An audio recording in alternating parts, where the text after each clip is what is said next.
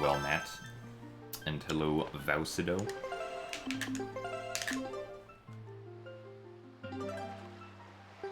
Oh, excuse me, Basil. I didn't realize that you were a key developer for the Wind Waker.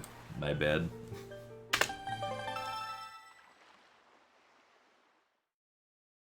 Well, no, it was, I believe it was discovered during the making of the Sploosh Kaboom solver that the game actually always starts with the exact same RNG seed every single time. Now, obviously, you know, unless you play the exact same way every single time, the seed is, or like where you are in the RNG sequence is gonna wildly fluctuate, but typically nobody plays the exact same way every single time to make the RNG always the exact same sequence for the exact same amount of time. Because there's a lot of little things in this game that call the RNG function. Like, I'm pretty sure the wind particles call RNG. The sparkling particles, like when you get an item above your head, call RNG. I think rupees that rotate around also call the RNG function, so there's a lot of stuff that calls the RNG function. Also, thank you for the good luck, Vedenjakaja and Doom Zero.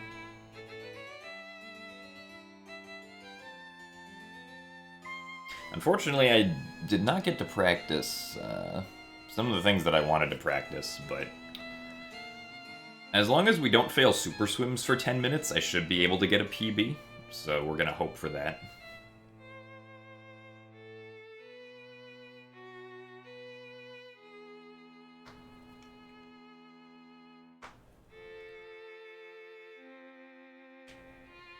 Also, thank you for the good luck, Dylan Fitzgerald.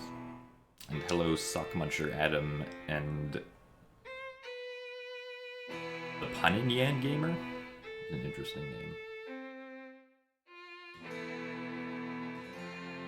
Do RNG manip for a good while until I get a call and then it is ruined. Oh, the blinking call is RNG. Nice. That makes sense, though. Also, hey Alice, thank you for the good luck. We're doing alright today.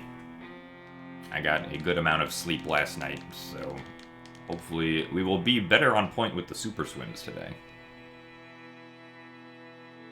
And also, thank you for the good luck, Aetheriz and OG Torterra. I'm doing alright. And thank you for the good luck as well, Big Will and Ivachka. Also, congratulations on the T, Nat.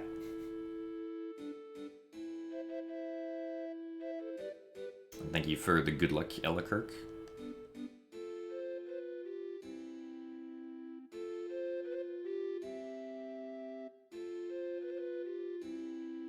Also, welcome to the stream, Nerdy Novice.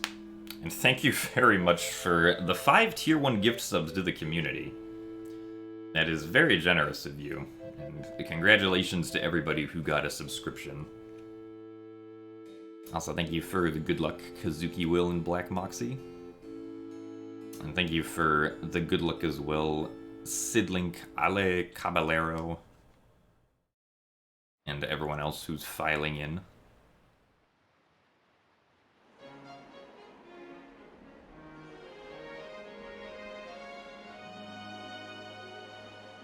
That was an interesting PogChamp.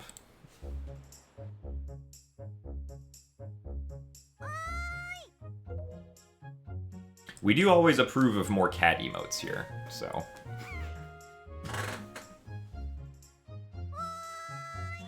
Also, thank you for the good luck, A1 Gamer and Solus. Also, thank you very much, Purple Photon _ for the 27 months of Prime. I hope the Purple Photons are all doing well today.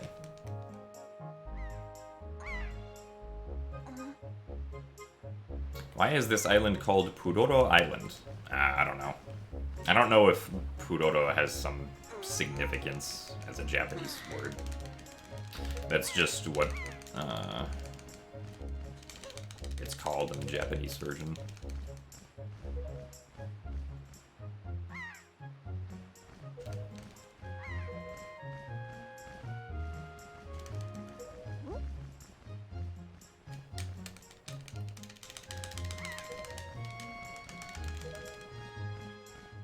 But yeah, good PogChamp for today.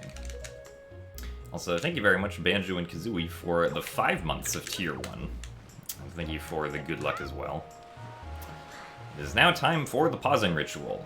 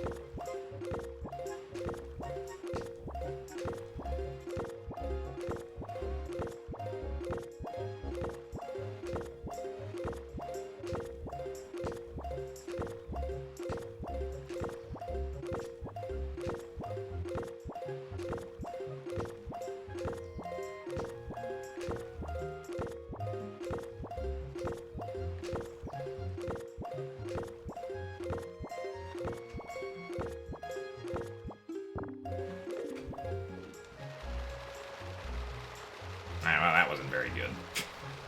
So thank you very much, Jack Watcher, for the 19 months of Tier 1. Thank you for the good luck and the congrats on yesterday's race. Yeah, thankfully during yesterday's actual race, I played significantly better than during the practice that I did beforehand, so it was probably a good thing that we did the practice. Also, this manual super swim sucks, but we're gonna keep going with it.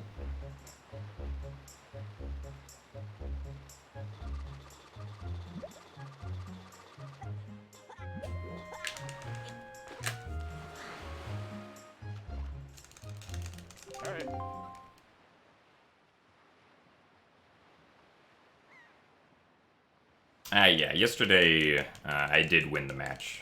I think if Tuberman had finished, I would have won by, like, 4 minutes or so. I actually ended up collecting more things than Tuberman because I had actually chosen to get all 5 Tingle statues and get the Mirror Shield from Angle. Whereas Tuberman tried to skip the Mirror Shield. Although, unfortunately, I don't think that ended up working out too well. Also, hey, Vistink, thank you for the good luck. I've always thought Gymnast was the funniest name for a streamer. Nice. That's true. Mirror Shield skip does suck, especially when you have to get the chest behind the destructible walls. Because then it's like, you either need Command Melody, or you need to do, or you need to, like, get to the basement somehow.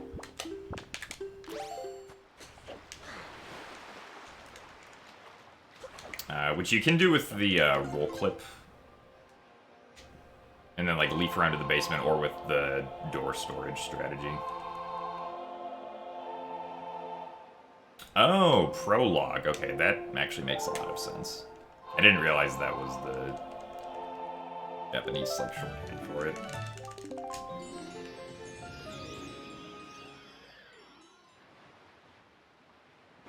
But yeah, so I didn't skip Mirror Shield, since that made Earth Temple a lot easier.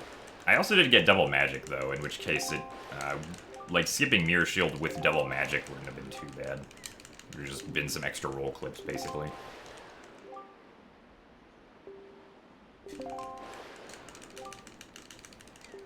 Well, yes, I did make the username when I was 12. Because I was very interested in being able to play Minecraft, and so I needed a username.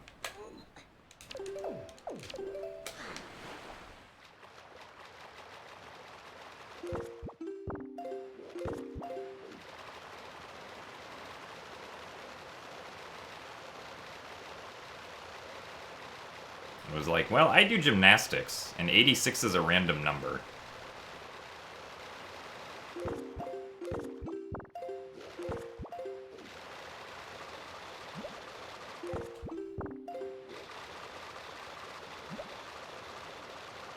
Let's not go to...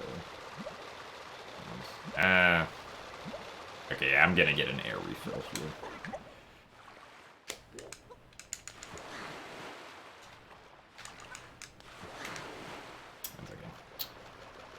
Should still be way ahead once we actually finish Forsaken Fortress.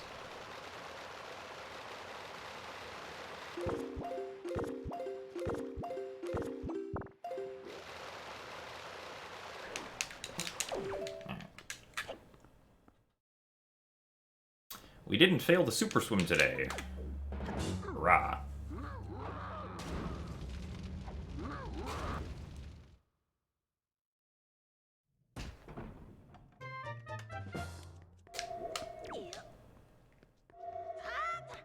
But I mean, yeah, and then I just never really changed it after that. I didn't really see a reason to.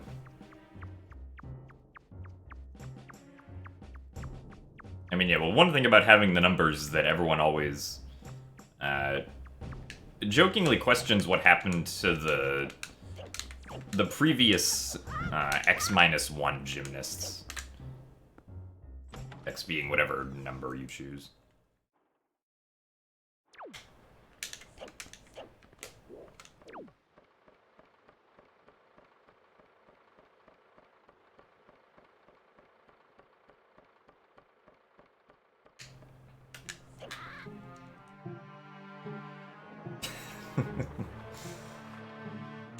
Yeah, for those of you who don't know, Crane is actually one of the former gymnasts. You can hear it in his voice.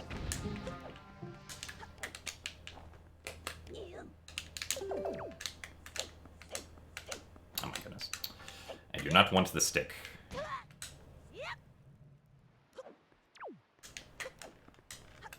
I'm not going to be able to get that. Instead, we will collect these rubies and then wait for the light cycle.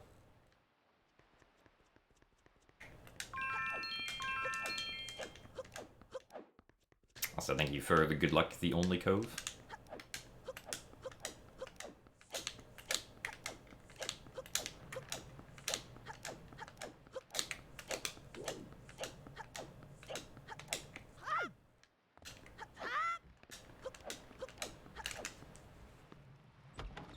Alright, making that cycle pretty much requires that you get first try storage.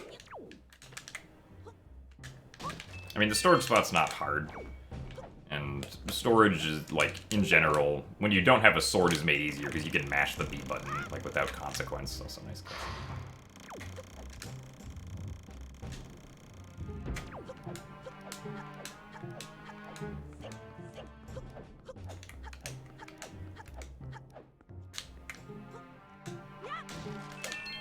Also, yes, window jump can be deceptively difficult.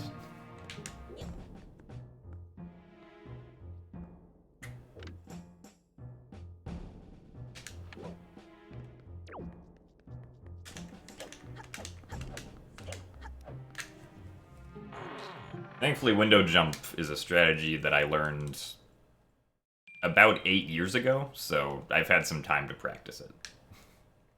And yet, even on occasion, I still fail it.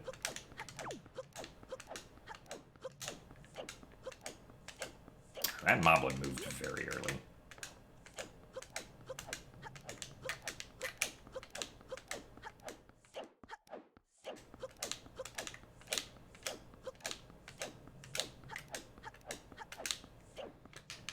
I mean, if window jump is too scary, you can always lose 3 seconds and do window hang instead, which is very easy.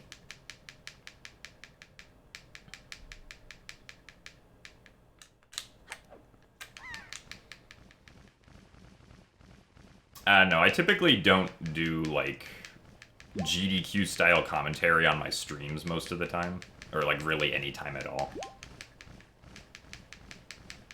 Because typically, like, if I tried to do that, then my commentary would get extremely repetitive with every single run. So, it's not really, like, in my interest to do that unless I know ahead of time that I'm doing a run for a marathon. If you have any questions, though, I'll be happy to answer them about the run.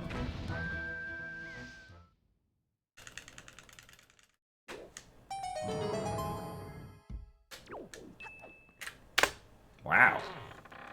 It's amazing what you can do if you don't fail super swims.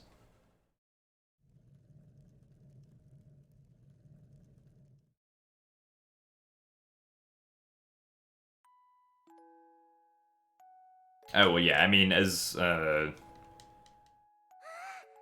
like, I've done GDQ runs before, but not for, like, this specific category.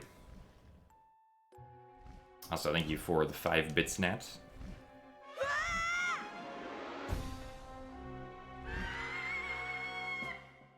Can I explain storage real quick? I mean, storage is a bit of a complicated glitch, but essentially, like, when you get storage, you're in this state where most of the next cutscene-related events that you try to activate will get stored, in a sense. So, like, if you have storage and you try to talk to an NPC, like, the text that the NPC has will get stored, meaning that the next time you activate a cutscene after having talking to the NPC, the text is finally going to appear.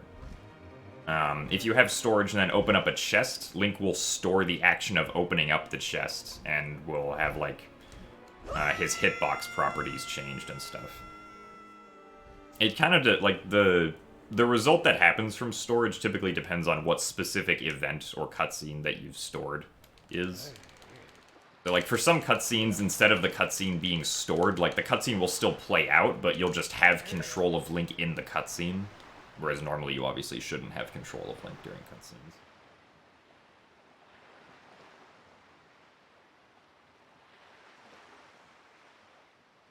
And the way that we activate storage with the Wind Waker is we take out the Wind Waker, we do a trick called a Wind Waker dive, where we pull out the Wind Waker and then begin diving off of a ledge in certain spots. And if we cancel the Wind Waker on the frame that Link hits the ground, then for some reason, if that happens, Link will still have the Wind Waker out, but won't be in, like, the normal Wind Waker cutscene. And then, if you cancel the Wind Waker while there's no Wind Waker cutscene happening, that's when storage gets activated, because you attempted to cancel a cutscene when there was no cutscene happening, is what causes storage.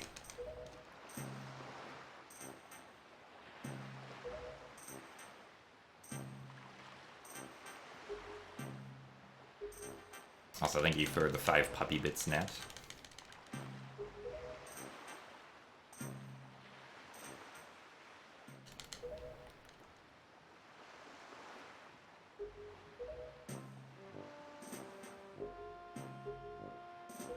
Also, thank you for the good luck, Zantito. Is there a reason for going to Wind Waker all dungeons? Well, initially I wanted to, like, also run Wind Waker 100% again, because my 100% time is not very good, and I wanted to improve it. But then I was like, oh, and I can also just, like, do all dungeons, because I don't have a time in that category. Oh boy, rupees.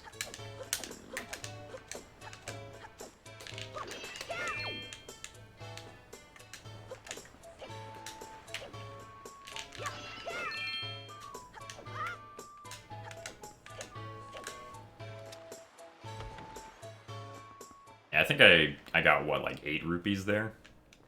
The most rupees I've ever gotten in the flowers is 12, which is kind of insane.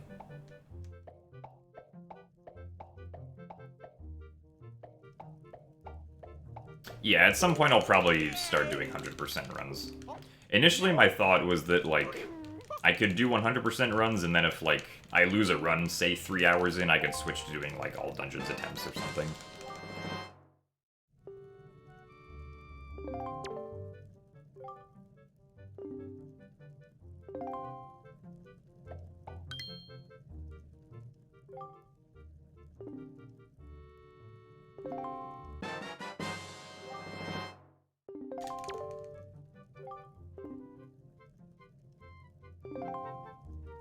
I don't think that includes Breath of the Wild 100%, no.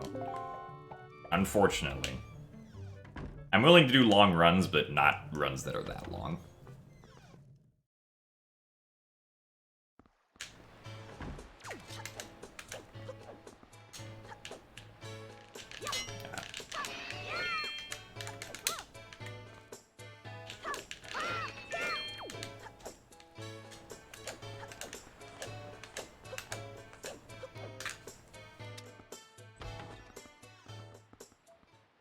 The reason I'm doing SD and not HD, because I just wanted to do SD.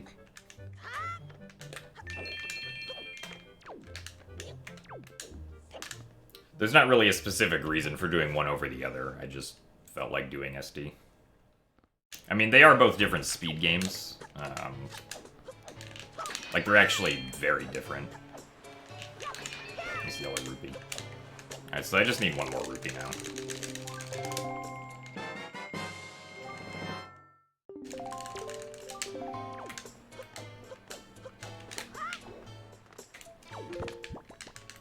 Actually, no, I'm not safe here. Save once we're already swimming, if I can also climb up this ledge.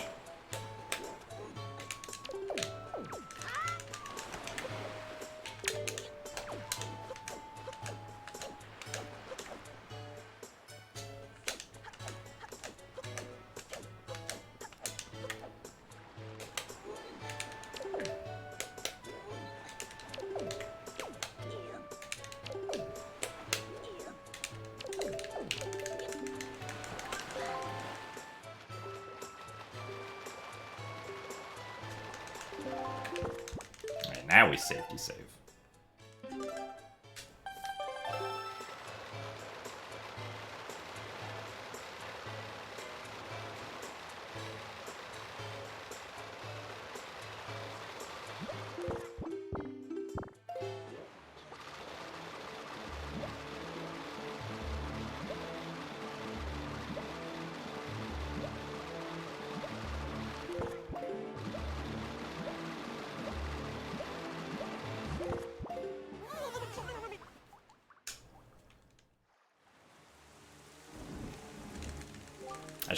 I guess I should equip Sail during that safety save if I'm gonna do that.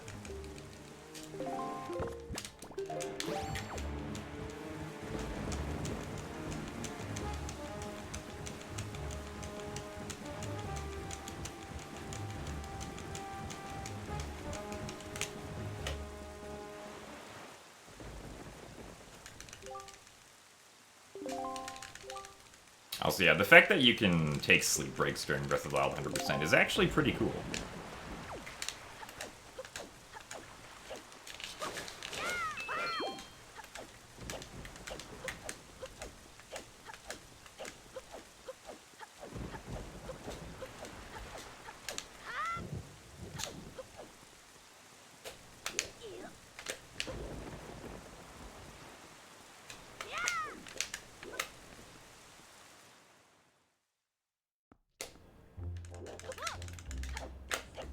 Alright, I mean, the first Breath of the Wild runs... like, what was it? I think there was some run done within, like, the 30-hour mark that was the first one that didn't do any sleep breaks. The very first Breath of the Wild 100% record was 49 hours, I think? It was, like, around 2 days, but the runner did sleep during that and just leave the timer going. Also, thank you for the good luck, Sage Todd and Advocate.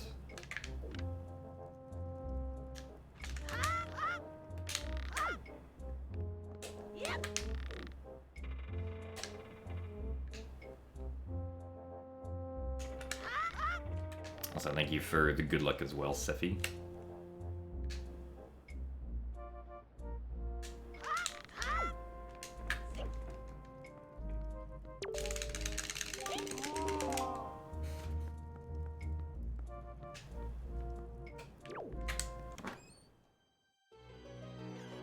Does the pirate ship count as a dungeon? No. The dungeons are defined as Dragon Noose Cavern, Forbidden Woods, Tower of the Gods, Earth Temple, and Wind Temple.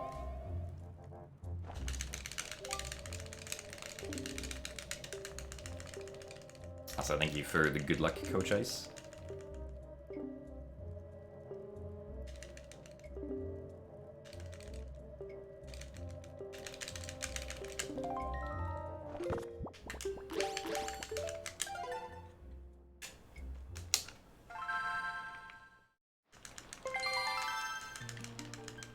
So this time we're actually going to call the Tingle Tuner here.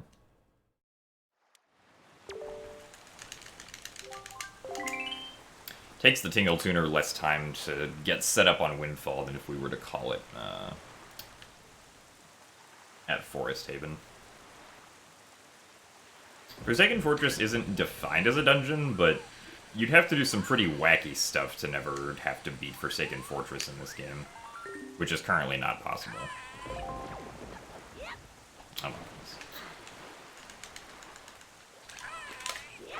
Although it might be a consideration in the future to, like, have to include Forsaken Fortress within the definition.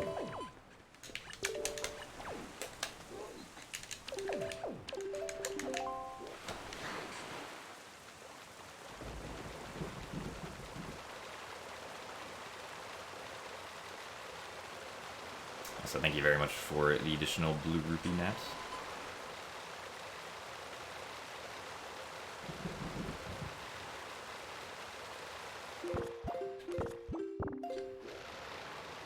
Thank you for the blue rupee in place of basil as well.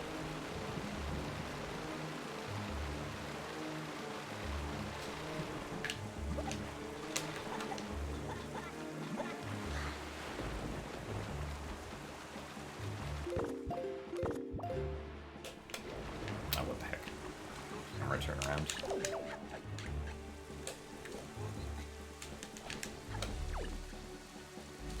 I should maybe learn how to do the camera lock strategy there. Also, I'm still gonna do Deku Tree cutscene skip first in case I miss it.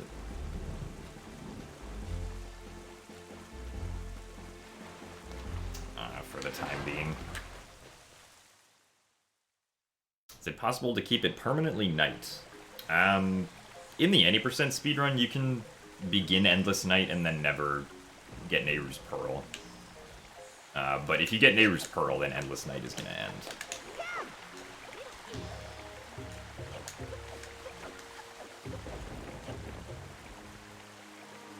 Also, I forgot to switch to Red Ting.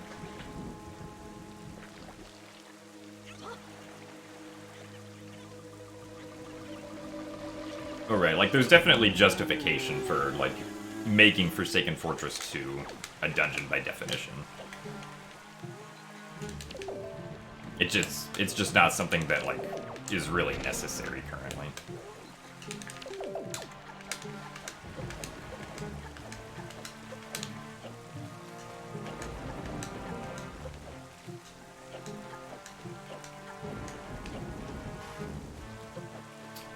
One of you like to get out of bounds.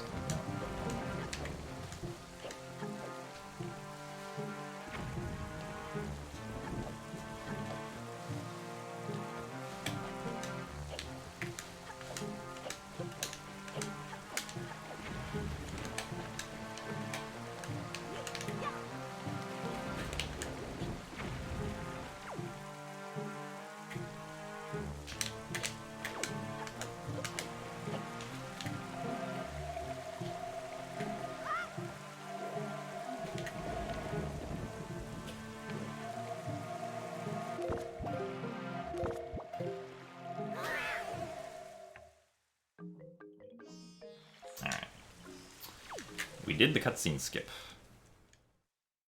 And got crushed by the chin.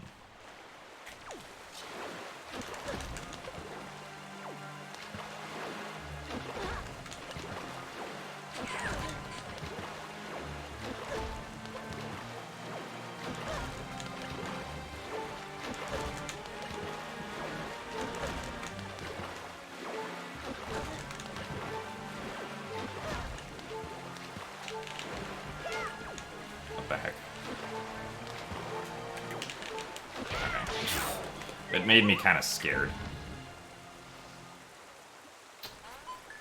I have to actually remember to change that earlier.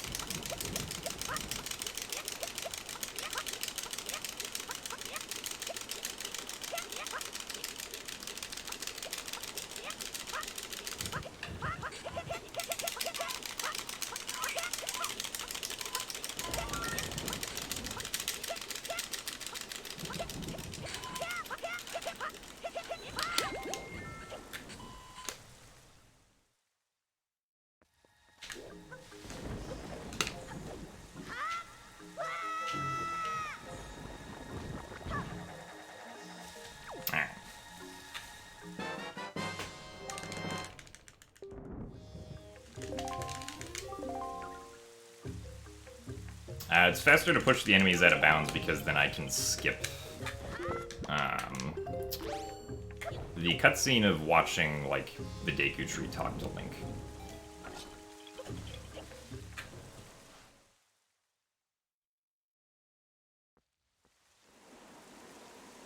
You technically don't need to do the strategy of pushing them out of bounds, but it's significantly more consistent to do that strategy.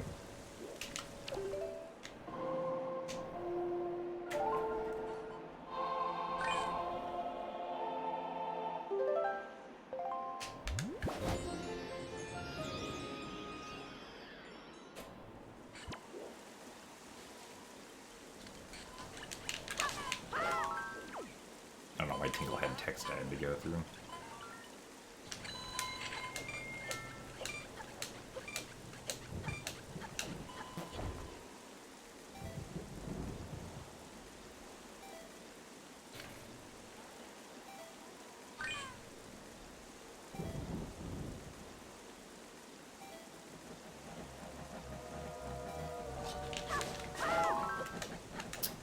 magic. Is there an all dungeons route that doesn't use Tingle Tuner? I mean, yeah, you don't have to use the Tingle Tuner for this category, but I don't know if the route is actually written down anywhere.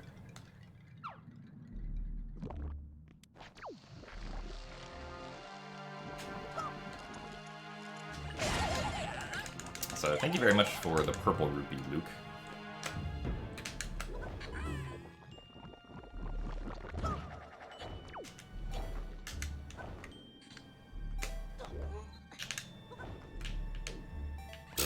Come on.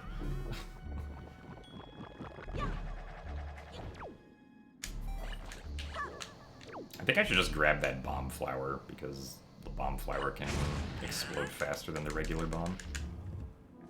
Also, thank you for the yellow rupee net. Well, yeah, the GBA was the first instance of, like, using, 2 screens to, like, help play a game. At least from Nintendo, I think.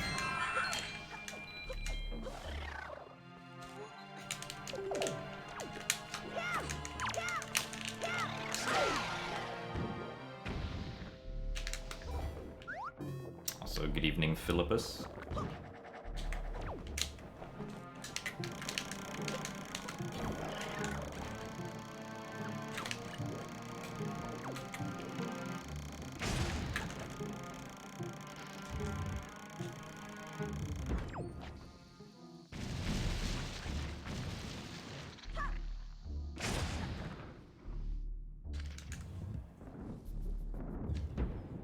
No, we can't Artemis because we don't have the grappling hook.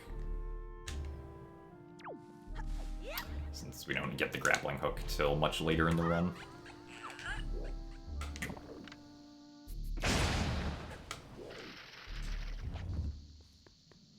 Also, thank you for the good luck star smiley.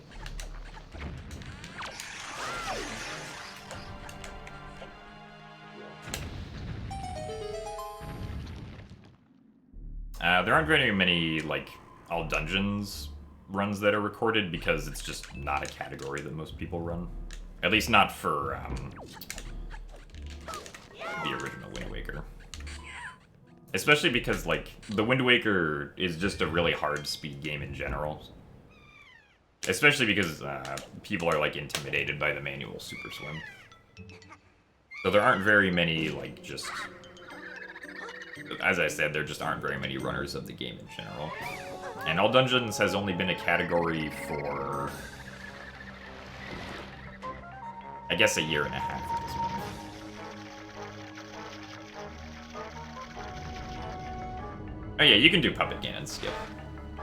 Beating dungeons doesn't necessarily constitute actually fighting the boss of said dungeons.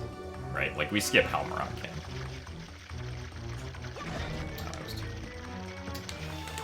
No, stop moving. Okay, I'm actually surprised there.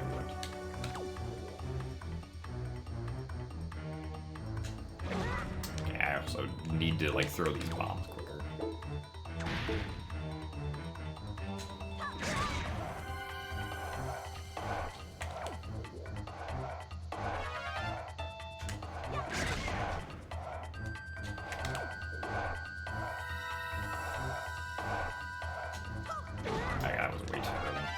Why can I not time this today?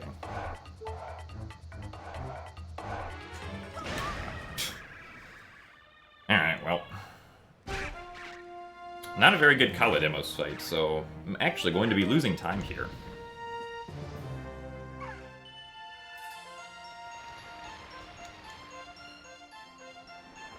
Yeah, beating the dungeon is usually constituted as, like, entering the warp portal at the end.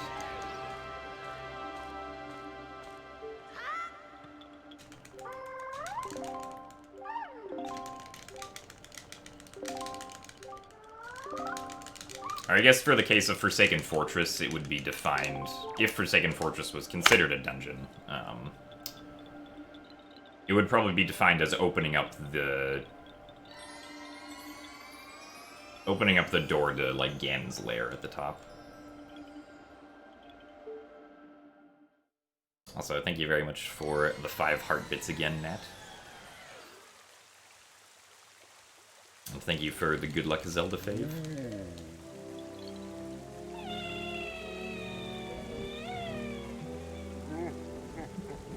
Picto chat. Oh boy. Also, thank you for the 5 puppy bits as well. Also, yes, it is time for the best cutscene.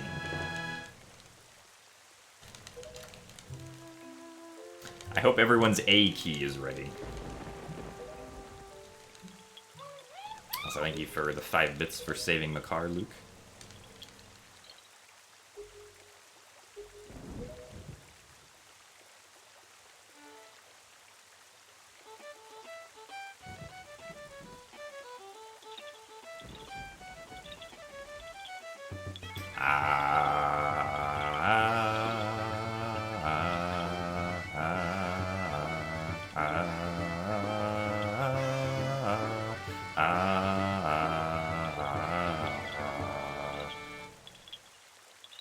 Excellent.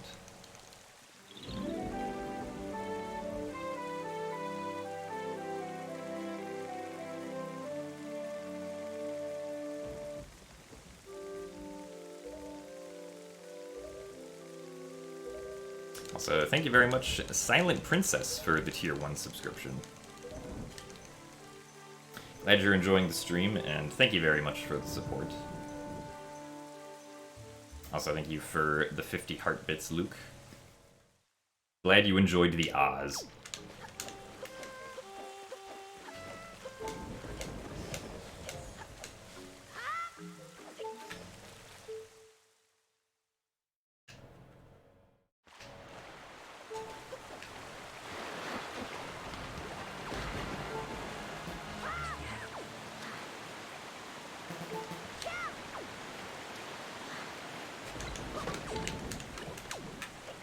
Let's see, next I need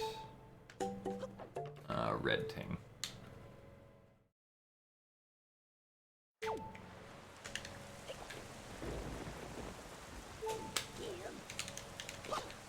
I also need to be able to get double storage. Oh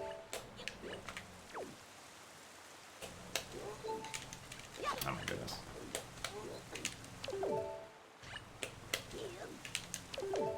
Too late. Back out.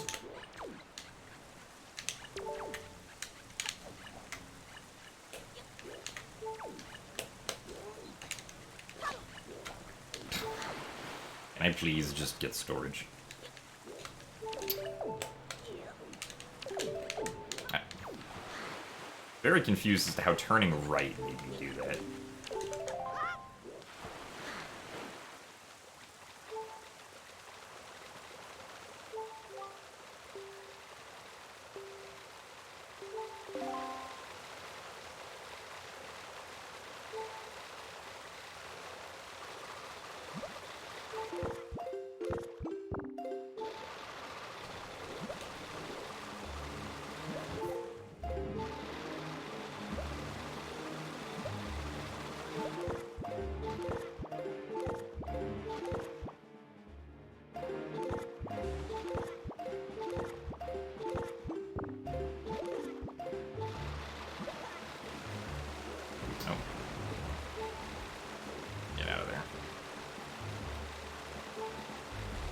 That was interesting.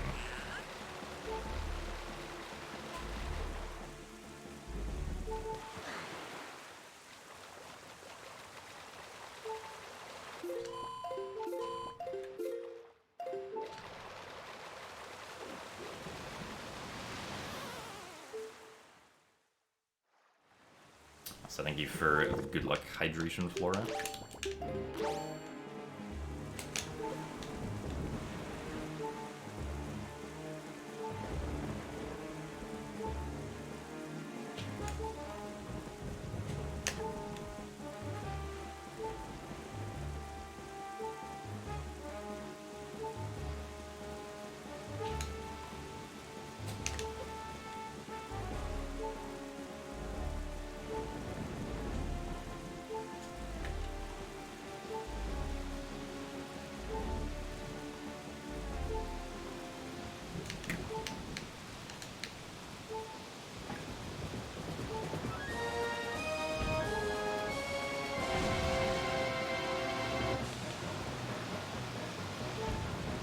Z is an angry letter.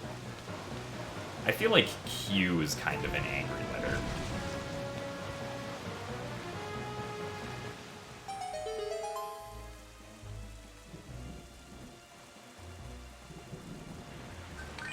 I didn't know you could switch during this cutscene.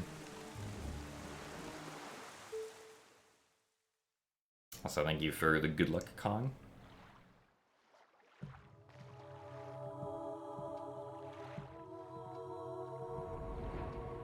Oh yeah, X is also kind of angry.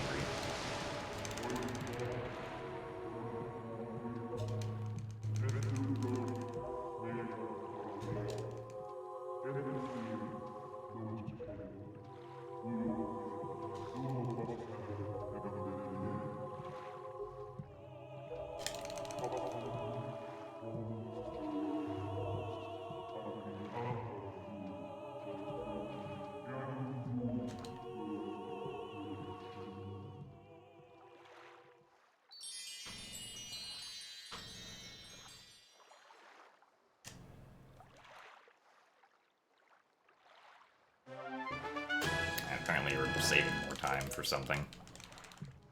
The storage on this segment was pretty bad, so that can definitely be a lot better.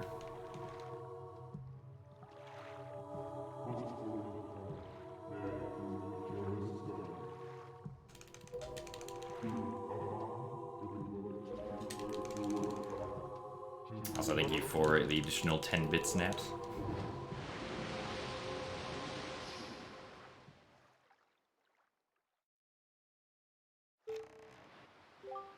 Also, I probably should just put sail on Z here instead of putting bombs on Z and sail on X.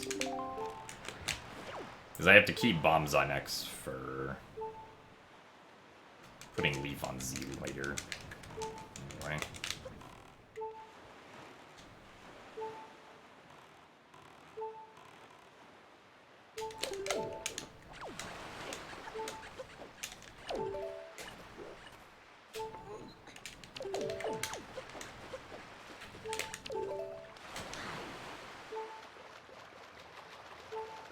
Alrighty, off to Southern Triangle Island.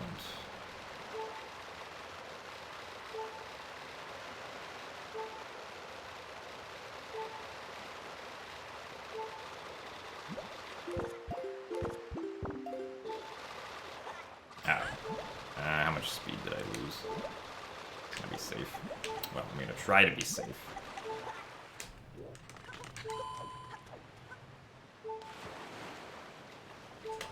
I lost my ESS position there, which potentially meant that I lost a lot of speed, so I didn't want to risk that.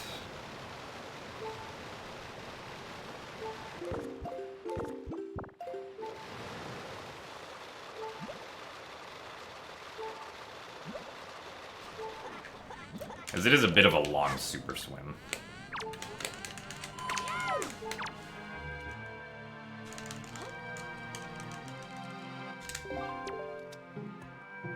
Also, thank you for the good luck in Genesis.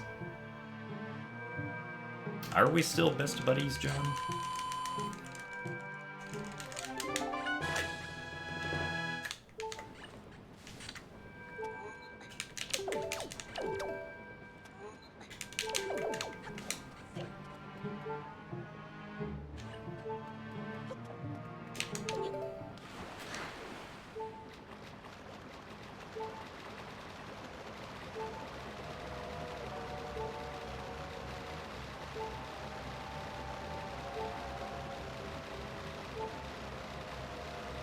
Tingle is dutifully warning me about the sea hats that are around here.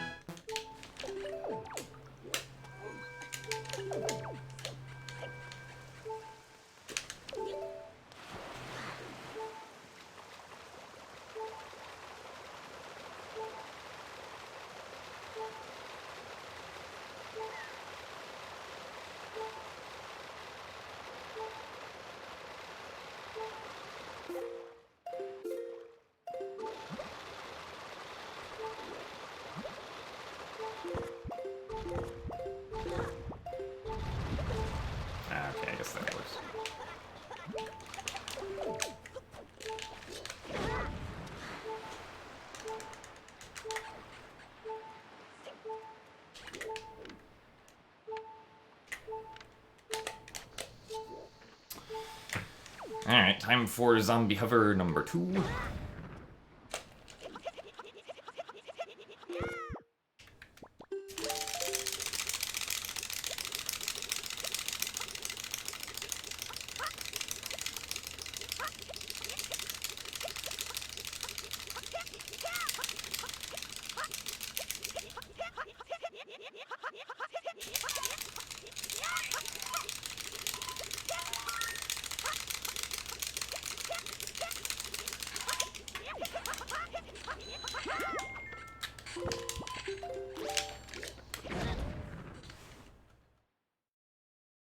How did we find out about the zombie hover?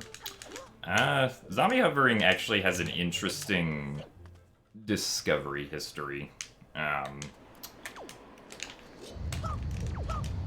It was technically, or, well, not technically, it was probably discovered back in 2007, because there's a forum post on Speed Demo's archive, which seems to, like, detail a zombie hover pretty accurately, but, like, doesn't provide a video or anything. It was just like, oh, this weird thing happened where I was, like, dead and I could jump slash to keep my height in the air.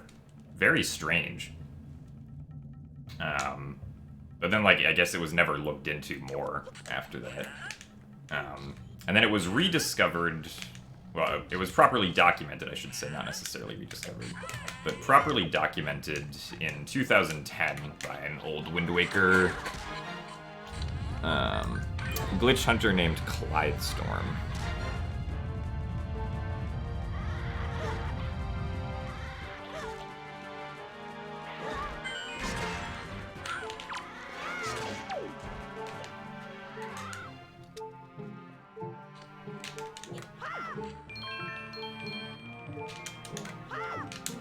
And then from there, people, like, started properly being able to use it.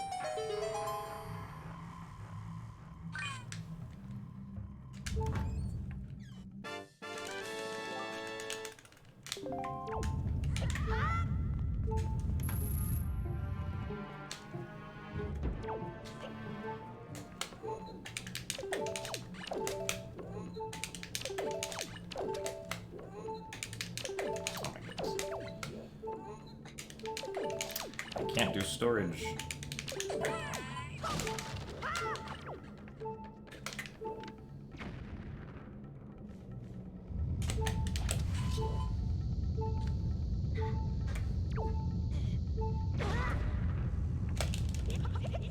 Alright, well, the good news is we didn't fail this zombie hover again.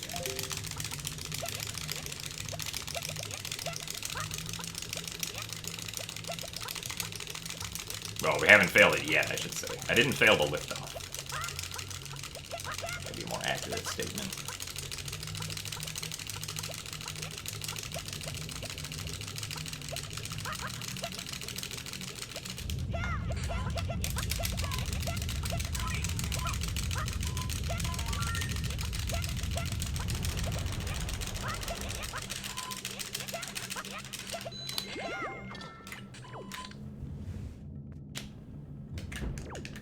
Thank you very much for the turtle fact.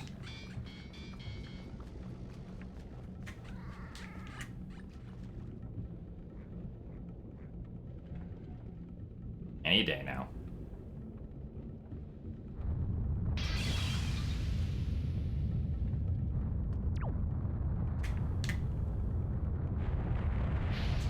How much damage do I think that does to the controller? Not very much, because I've had this controller for 6 years.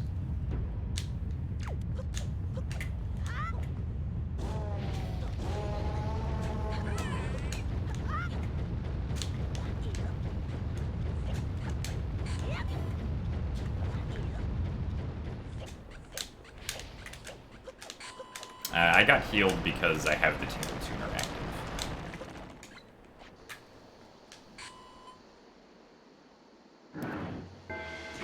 Nice.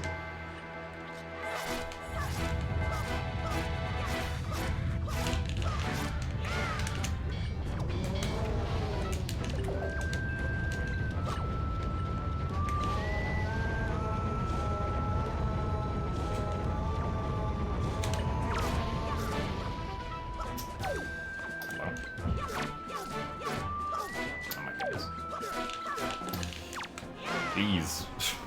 That one was defending a lot there. Really looks bored.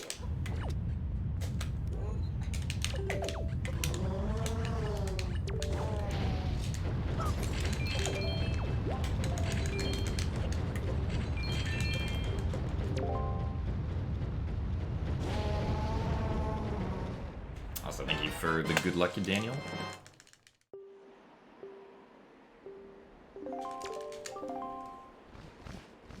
I don't think I have John's copy of Link's crossbow training. Doesn't sound like something I would have procured, as far as I know.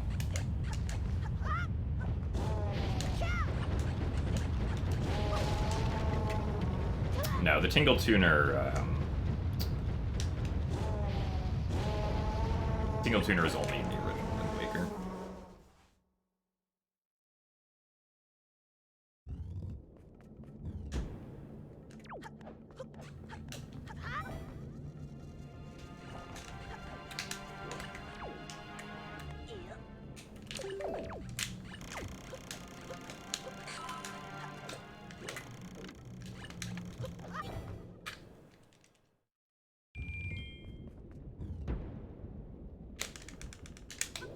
I don't think this route's very new. I think the most recent change was being able to skip the boomerang.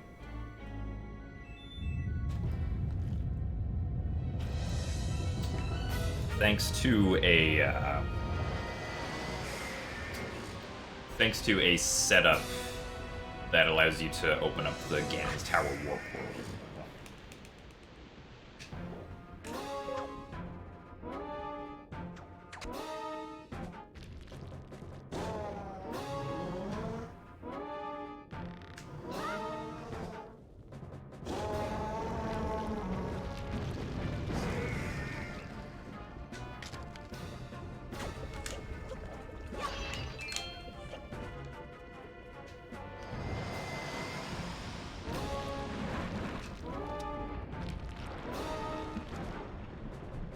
Although I don't know exactly when that was implemented. Also, yes, zombie hovering is possible in HD, but because you don't have the Tingle Tuner to heal yourself in a lot of locations, it's not particularly useful. Except for skipping the hook shot in like 80%.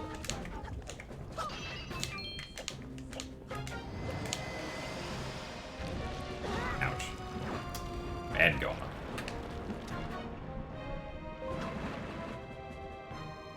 Also, thank you for the good luck, Danielson.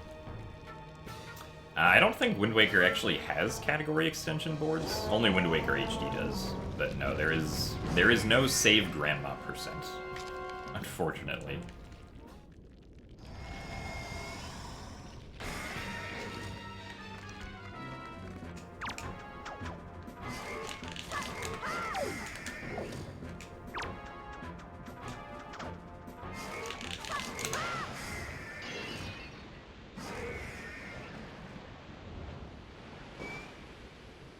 I mean, let's see. Grandma % would just be... You need a bottle of fairy and you need to activate Endless Night. So... Or do you also need to beat Forsaken Fortress 1? I think you also need to beat Forsaken Fortress 1. Where would you get a fairy? I guess you'd just get one from Northern Triangle Isle. Or not Northern Triangle, Northern Fairy.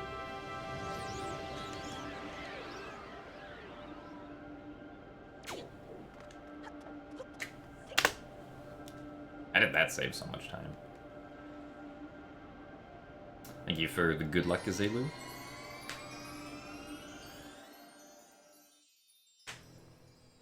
I mean, I could technically add a new category to the leaderboards, but I don't think the community would appreciate that without first consulting them.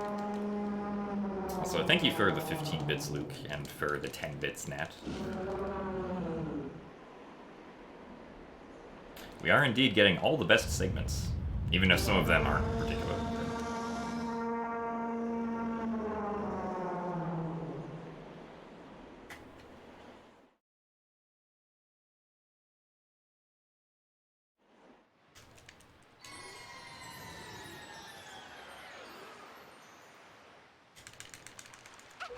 Also, thank you for the good luck, Commander Odin. Ah, I see, Trog. Only people who have run 14 DRC keys can add meme categories. I mean, Trog, I don't even think your run is on the 14 keys leaderboard. I mean, Yerbal percent became a thing in Skyward Sword because, like, there were a lot of people in the community who decided to run it. So I think there's, like, 8 times on the leaderboard. Or, like, 8 people who have submitted a run to Yerbal percent for Skyward Sword.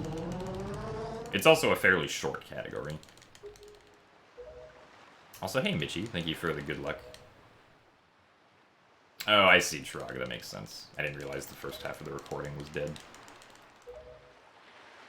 Also, thank you for the good luck, Jujuranium. You would like to add a category extension for your runs for Just a Gamer John percent. I don't think that anyone except for you would be able to submit runs to that, John, so it probably wouldn't be a very competitive category.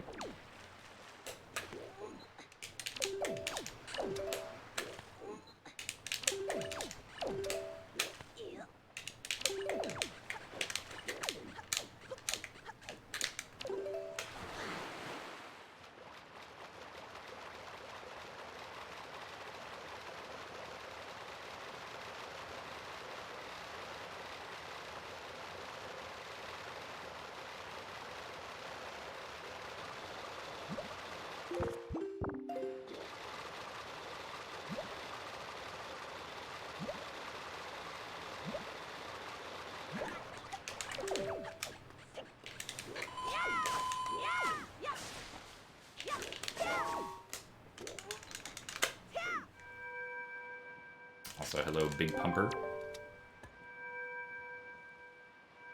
How does one get 14 small keys in Dragon Roost Cavern? An excellent question. But yeah, as Trog said, back in time and other shenanigans. One of the things you can do in this game is, if you use storage to store a small key chest in a dungeon, and then you leave the dungeon without reloading the area, then go to a different dungeon, the small key will actually be transferred to that other dungeon that you just entered, instead of being on the one where you actually, like, opened up the small key chest. Also, thank you very much, Give Loops, for the Prime subscription. Unfortunately, I don't know if I have any loops to give, so sorry. But thank you for the support.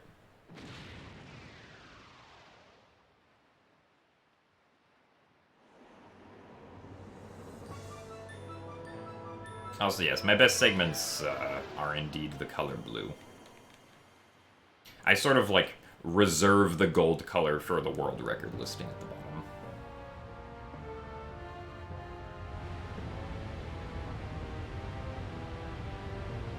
Also, thank you for the good luck, Mara Lilies. Ah, yes, Back in Time does exist in this game. But it's not particularly useful for anything, unfortunately.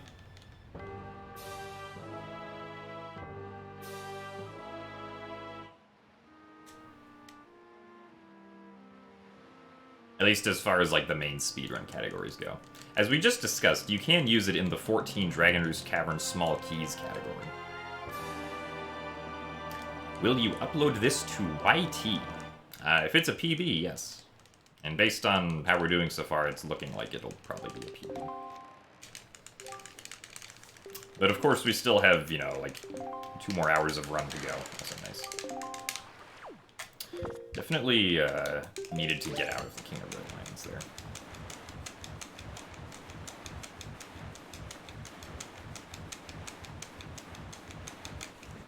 Also, hello, Soviet Giraffe.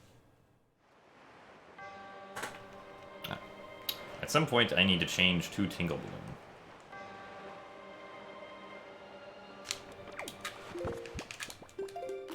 That is the Tingle tuner.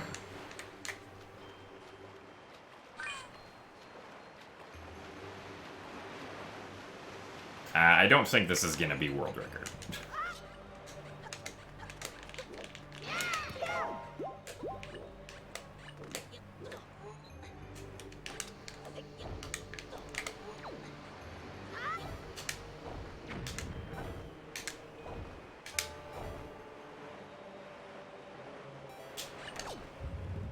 I would have to play very well for the entire rest of the run for this to be.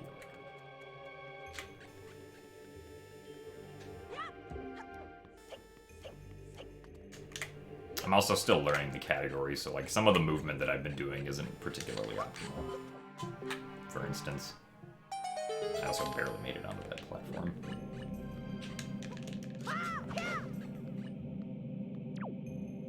Also, thank you for the good luck to blocks.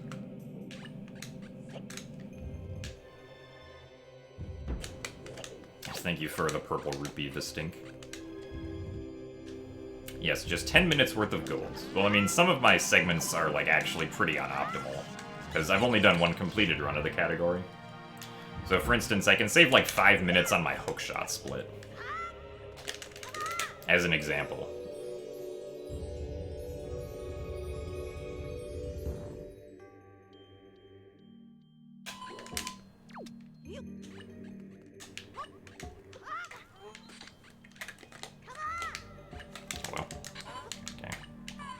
There was text on the Tingle tuner.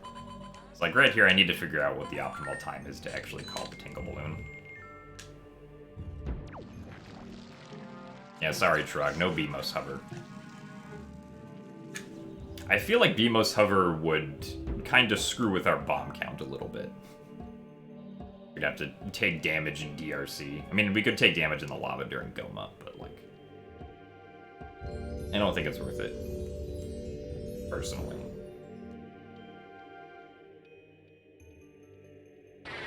I don't think there's a route on ZSR for 14 keys, but I'm pretty sure Trog has it saved as like a paste bin somewhere, if I had to guess.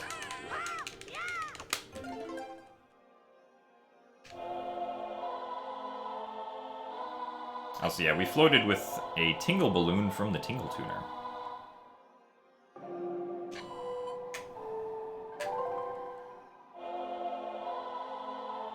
Probably angle the tuner more so there isn't any glare on it.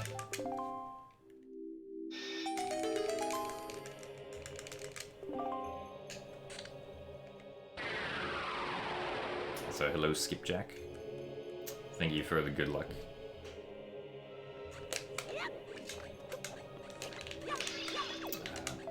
Roll.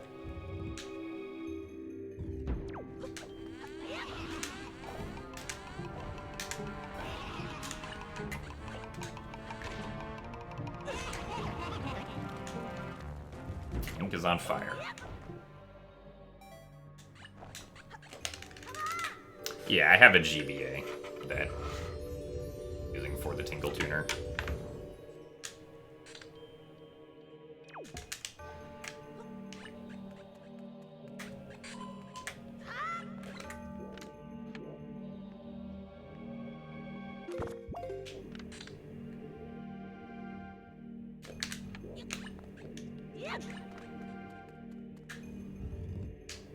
It's not a Shrek GBA. Yeah, sorry.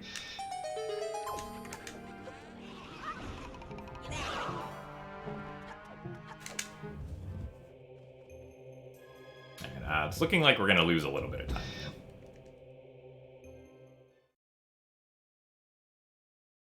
Also, yes, the SP is definitely an upgrade from, like, the regular Game Boy Advance. The Game Boy Advance SP was actually the very first console I ever owned. I was 6 years old.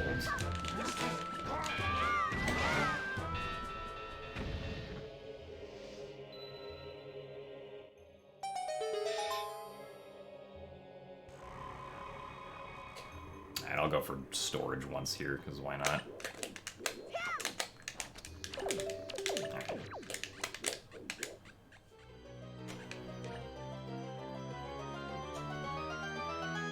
Okay, I don't know. For some reason I thought you could just enter that door with chest storage.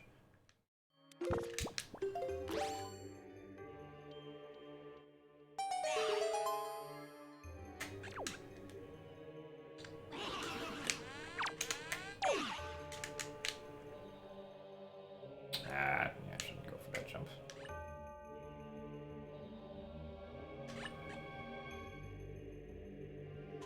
It got all dark because I stored the chest. And if you do chest storage with a chest that has a cutscene, then all the lighting goes away temporarily. Or not temporarily, but as long as the chest is loaded, the lighting will be all dark.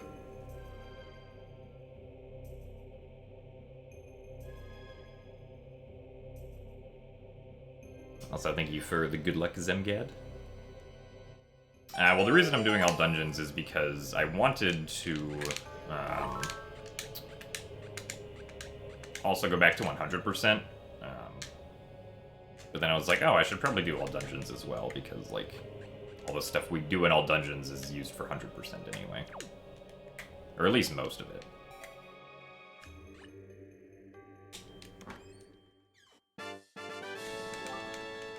Well, you can buy a Tingle Balloon as long as you have the rupees for it. A Tingle Balloon costs 30 rupees, so...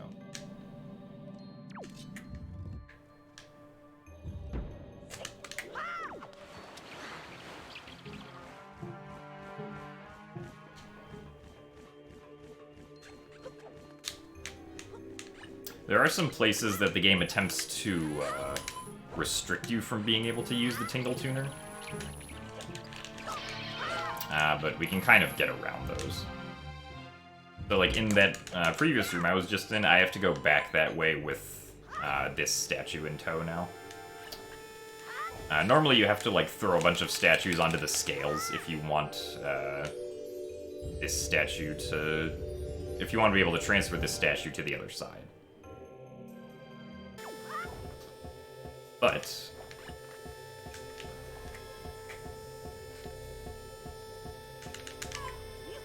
if we instead use a Tingle Balloon in this room,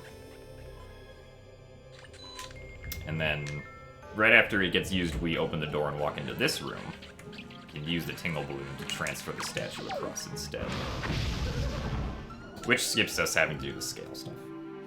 Now I don't need the Tingle Tuner for, like, a while.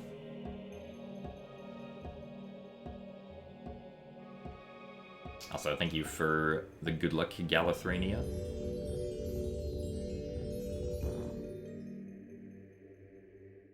Also, yes, we might unfortunately be hurting Makar again, but it's okay. When Makar gets hurt, he gains super speed powers, so it all works out.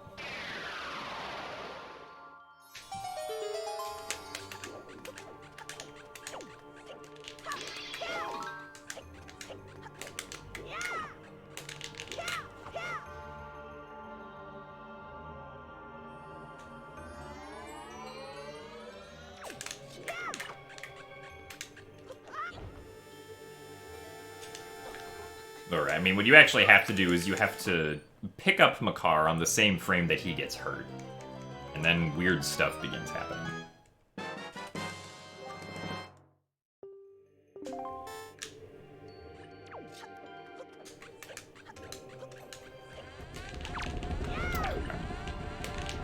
Oh my goodness.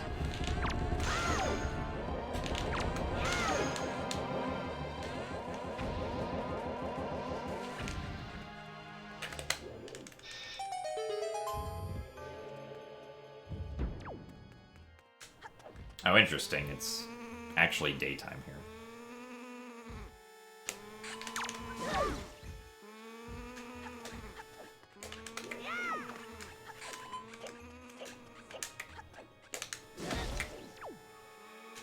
Usually it's nighttime here.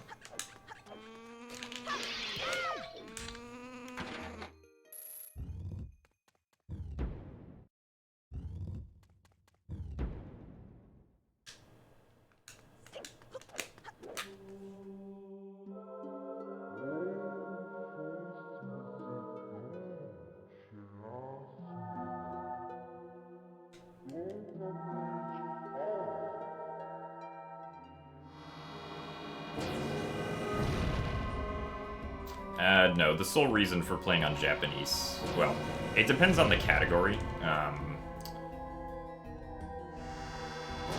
There are actually additional advantages to playing on Japanese, like for 100%. It's like, in addition to the faster text, the Japanese version doesn't have to complete the last 20 floors of Savage Labyrinth, because in the Japanese version of Wind Waker, the reward for completing all 50 floors of Savage Labyrinth is a yellow rupee, which is definitely not necessary for needing to beat the game.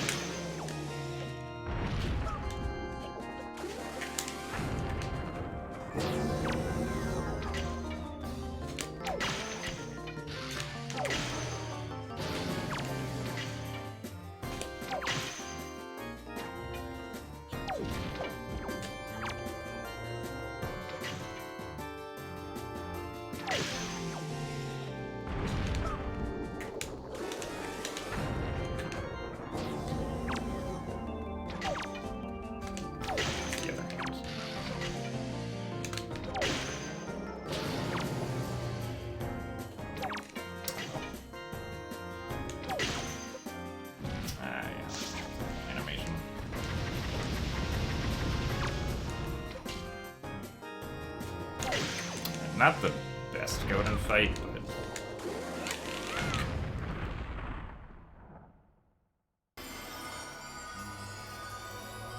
but yeah, so, like, on the Japanese version of the game, the Savage Labyrinth reward is, like, actually a developer troll, basically.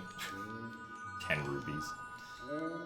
Also, thank you very much, Mandato, for the 20 months, not 21, the 20 months of Tier 1.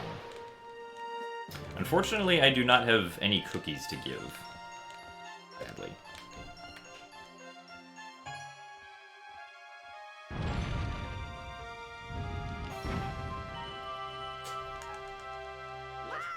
Oh no, I didn't add a split here.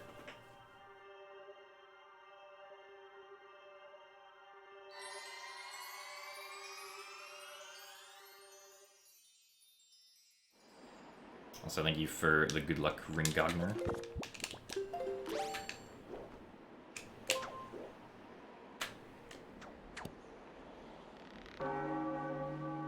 The reward for Savage Labyrinth on the Japanese version of Wind Waker is a yellow rupee, yeah.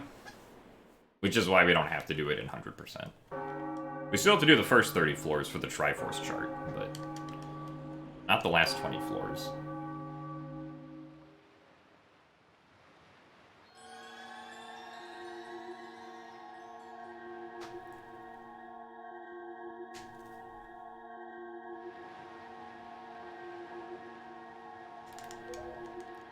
The heart piece that's at the bottom of Savage Labyrinth in the other versions of the game is actually under Grandma's house in the Japanese version. So it's a lot faster to get that heart piece.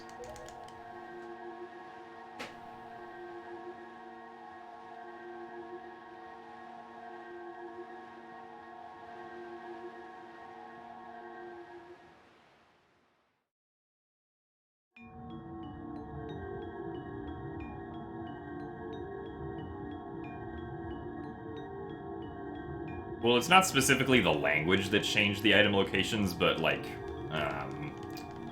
when the localization for, like, North America and Europe was finished for the Wind Waker, the developers had decided to change around item locations. I guess someone thought that, like, people wouldn't take it in good humor if they only got a yellow rupee at the end of Savage Labyrinth or something, so I don't know.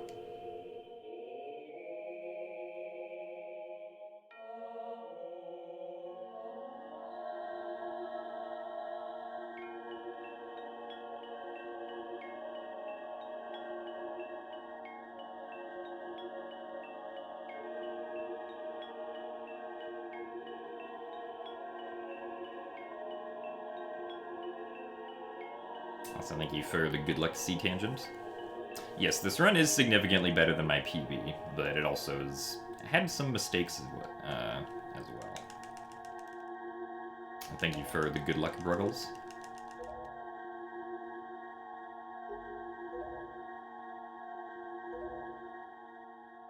Alright, I need to get magic.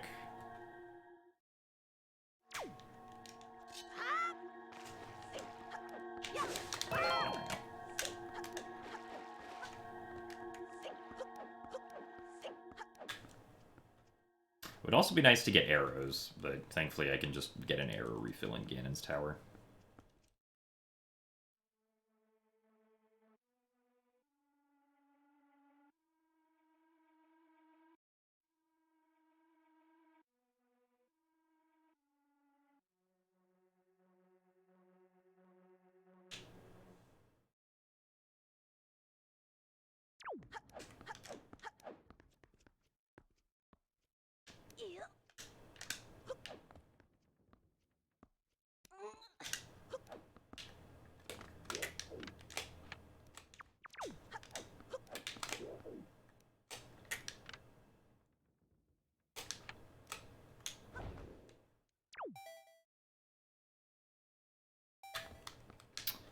do the puzzle skip.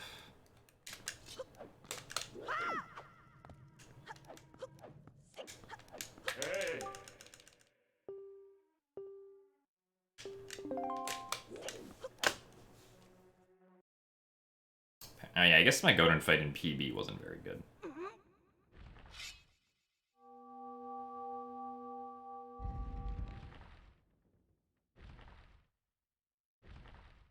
Also, yes, I need to drink water.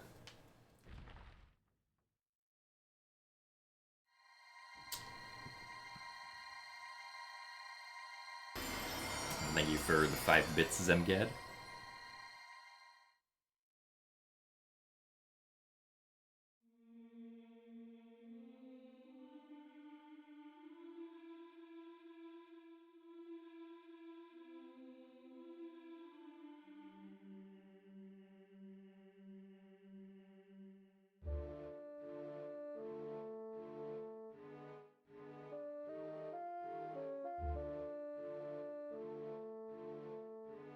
I've never known of someone to pass out on stream because of dehydration, but it's just always good to hydrate. Not that, like, I would really think I would pass out of dehydration if I wasn't reminded, but can't hurt. Also, thank you for the 5 bits to Blot. I mean, yeah, this is only like my second... Well, if this run finishes, this will be my second completed run of all dungeons, so there are just going to be a lot of best segments in general.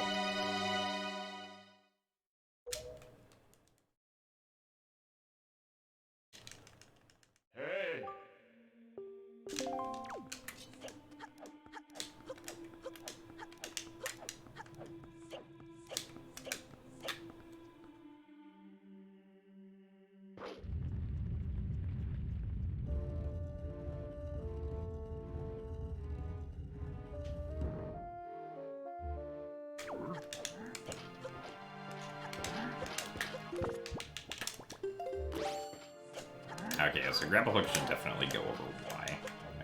After Tower of the Gods.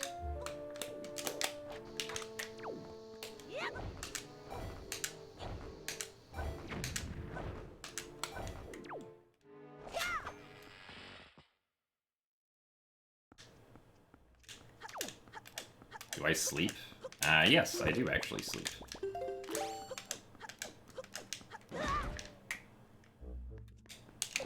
Unless I turn on robot mode, then I don't need to sleep.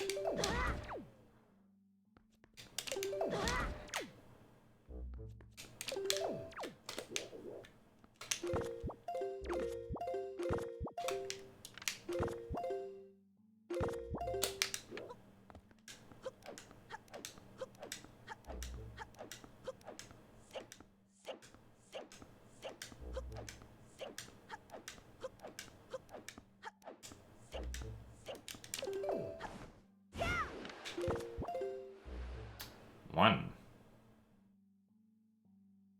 2. 3.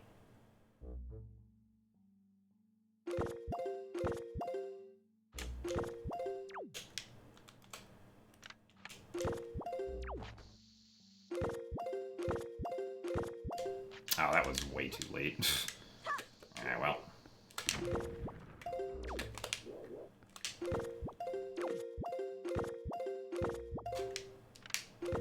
Oh, well.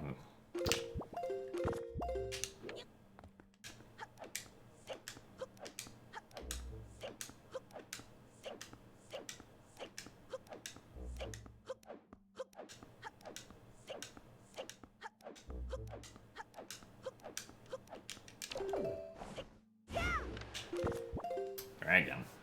1. 2. 3. 4.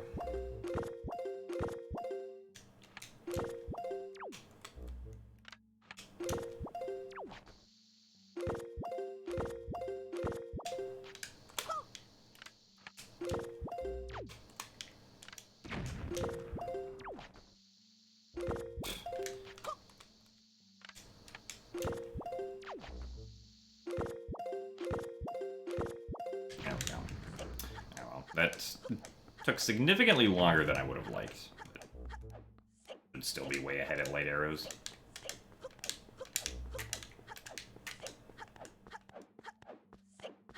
Assuming that we also get the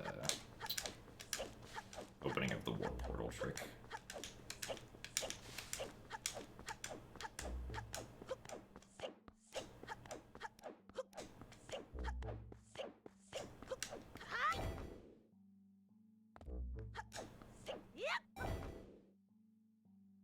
So thank you for the 15 bits, Luke.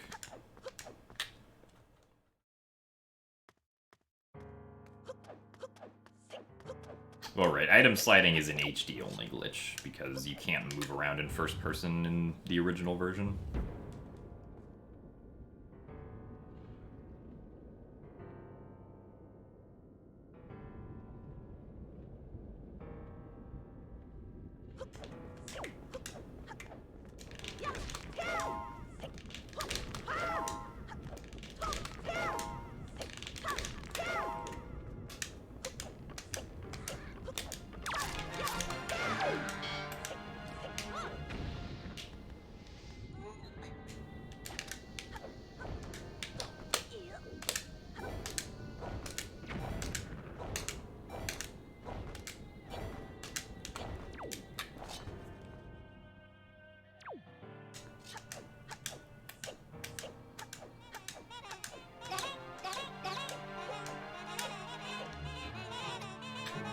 I probably shouldn't pull out sword there, because then Link puts it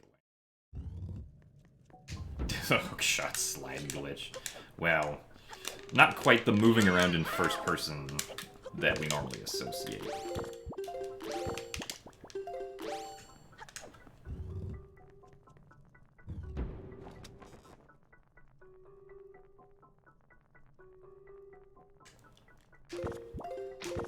Oh wait, what am I doing?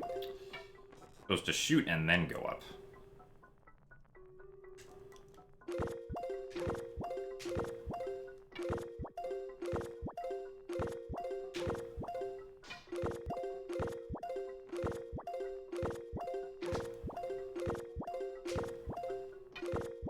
What? It still missed. Having this problem last time too.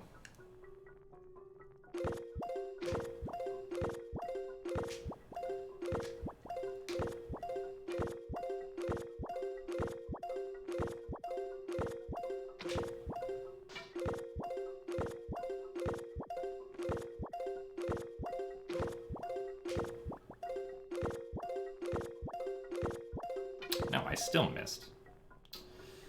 Maybe I'm too far.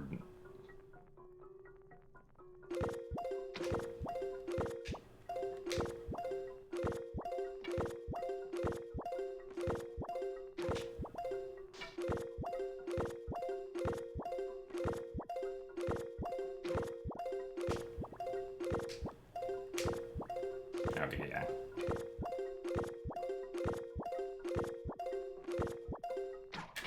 Alright, well. That was kind of dumb.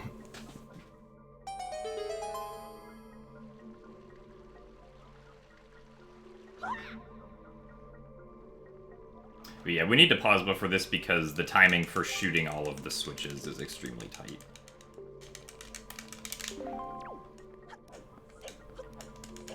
Now I have 0 arrows left. That's okay though. I can get a refill there, and I can get another refill the next time.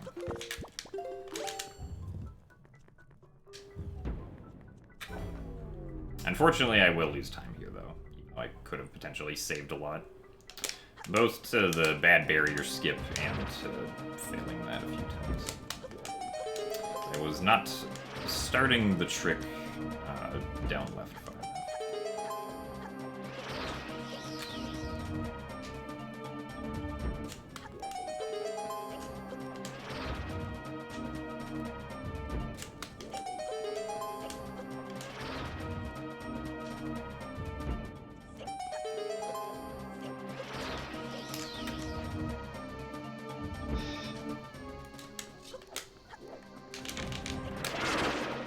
Good Phantom Ganon RPG at the very least.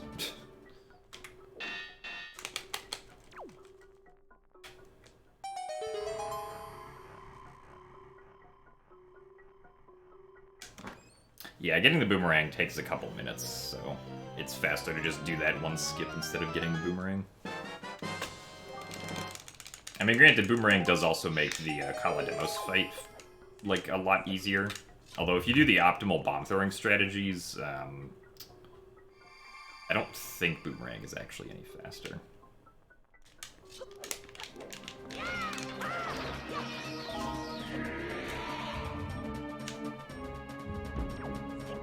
Hey, Skuru, thank you for the good luck. I am doing alright. This run is significantly better than my previous one, so we take those.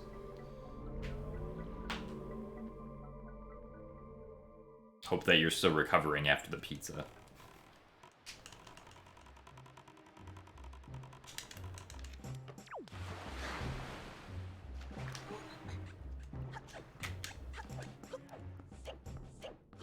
I guess being on this amount of health here is actually nice, because I don't have to damage down very much.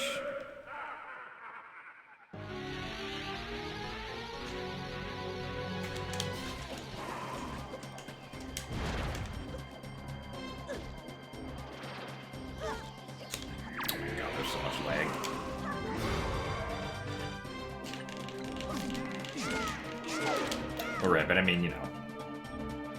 I don't think anyone should expect to get consistent one-throw boomerang fights for Kalademos. Also nice RNG here.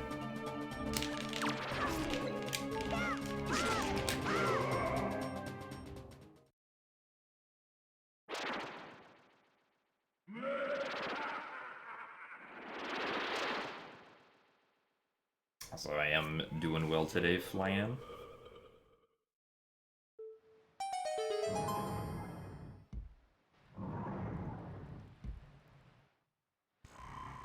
Yeah, was Nat working on supposed gym lore?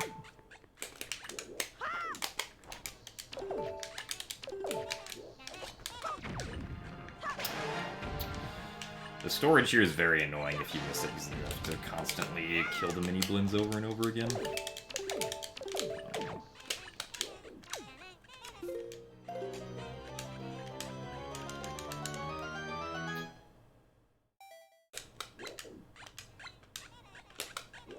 Are they still following me? Sounds like they are. Also, sorry for turning out the lights. They will be on again momentarily.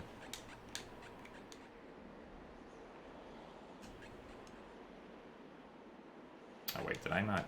Didn't start climbing.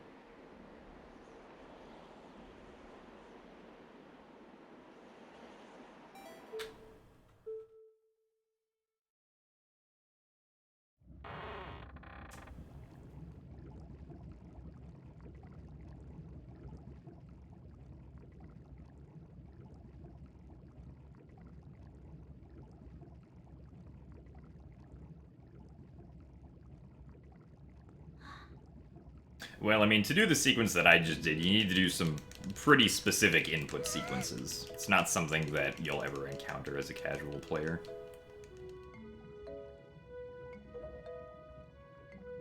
I'm going to do another run after this one. If this one PBs, probably not. But if, like, if for some reason the game, you know, inexplicably crashes and, like, at some point that would make the run un-PBable, then I'll probably do another one.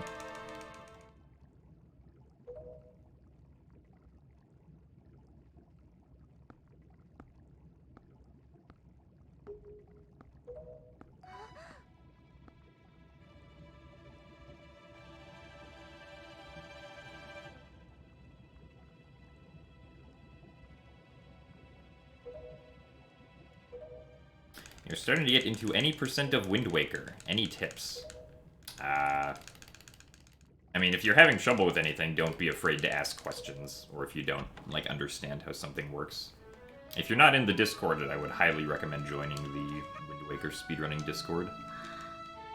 No, Shrug, I haven't really looked into it. I'm not sure, though, because I haven't looked into it, I'm not sure how viable it is. I should probably at least try to learn it, though, because, I mean, even if you get it once, that's probably faster than doing, you know, an extra cycle.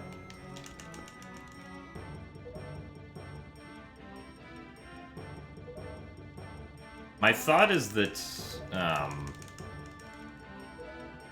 because actually, I don't know if you can do this with the hookshot like you can with the bow, as far as, like, frame perfectly buffering for a bow shot goes, but if you can frame perfectly buffer the hookshot the same way that you can with the bow, it'll probably be viable.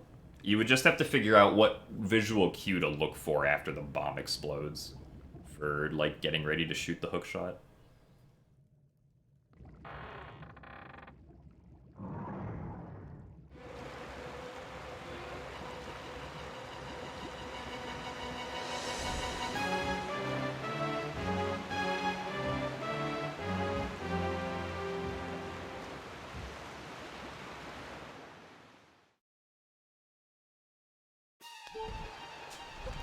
That link is very shady. I don't know why Draconic likes to come in here and post shady links.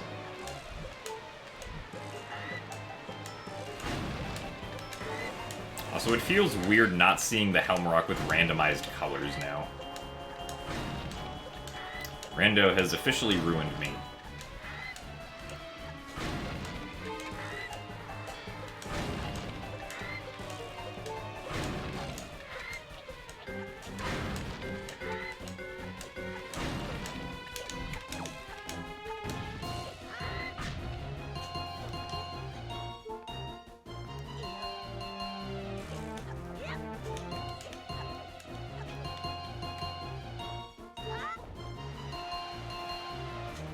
Oh, come on. Ugh. I was too high there. It's always easier for me to grab the ledge if Link jumps off at, like, a lower height.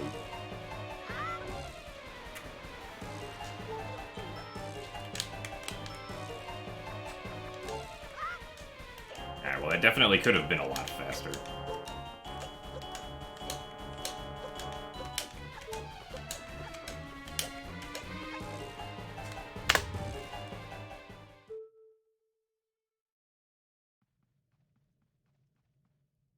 Thankfully, we don't really need luck for the Helmrock fight. Actually, fighting the Helmrock King does kind of suck because the fight is pretty much just RNG. Unless you use storage, but, like the way you have to fight Helmrock in Wind Waker HD sucks.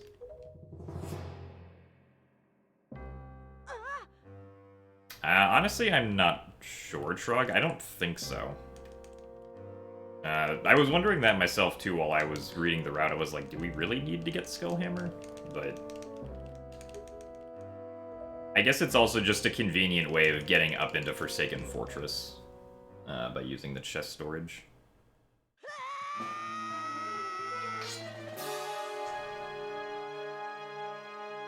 Especially since we don't get, because we don't get early Mirror Shield in this category because it's just not necessary. So we get Light Arrows in Hyrule 1 and easily... and then take the Warp Portal as a fast travel to FF2. Also, yes, Link does change clothes very fast between entering this room and then the cutscene beginning. Also, hello, Rachel Iris Wings. Also, yeah, there's actually like a lot of different ways you can skip the Helmrock fight. Originally, people would skip it by zombie hovering over the spikes. But then when we found roll clipping, it became a lot easier. And then eventually Nap figured out that you could just clip by having low enough health and climbing up the ledge far enough into... or far enough to the right.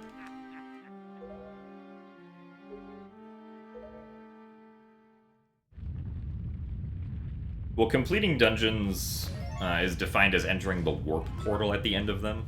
But Forsaken Fortress isn't actually in the list of dungeons. Partly because it's currently impossible to beat the game without beating Forsaken Fortress.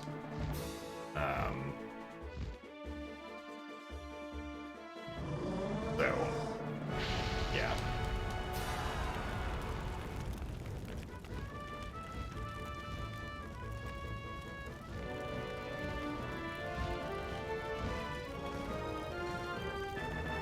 But for Dragon Roost Cavern, Forbidden Woods, Tower of the Gods, Earth and Wind Temple, the condition is to enter the Warp Portal at the end.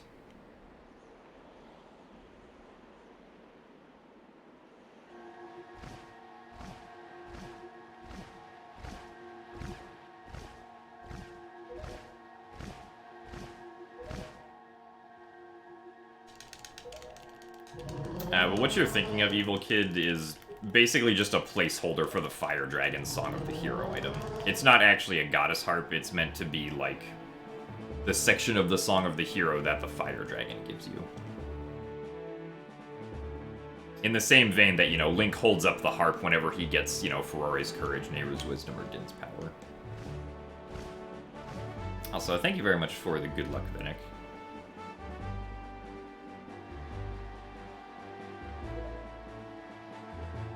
Also, yeah, early Earth Temple would be a massive time save for all dungeons.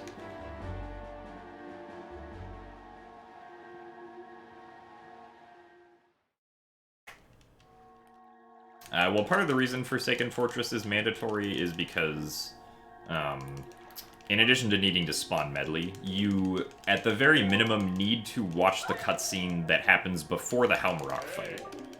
Because that cutscene is what allows you... Or that cutscene is where the game switches animation sets for the cutscenes that take place in the second half of the run.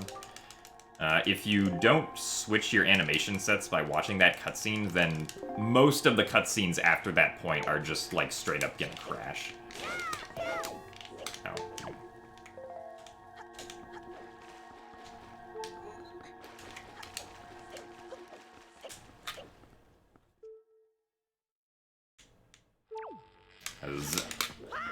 The game will throw an assertion failure if the animation set is ever wrong. So, like, the cutscenes... I'm pretty sure most of the cutscenes still work, even with the wrong animation set, but because the assertion failure gets triggered, the game just crashes anyway.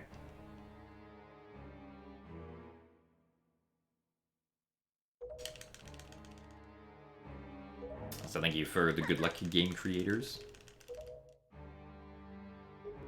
Have I ever thought of making a video listing all the glitches and tricks I've discovered? I don't think I've ever thought of doing that. I feel like that's not the kind of video that I would really want to make.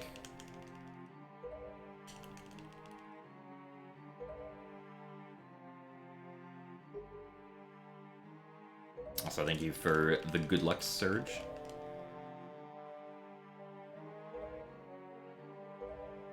Yes, yes, how dare programmers put asserts in their code?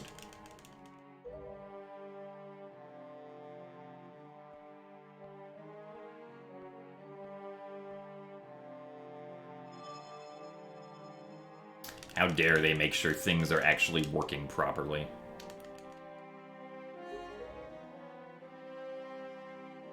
Alright, Amelia, we'll see you later. Thank you very much for watching today. Also, thank you for the good luck, Cloverfield. Yes, now it's time for cutscenes.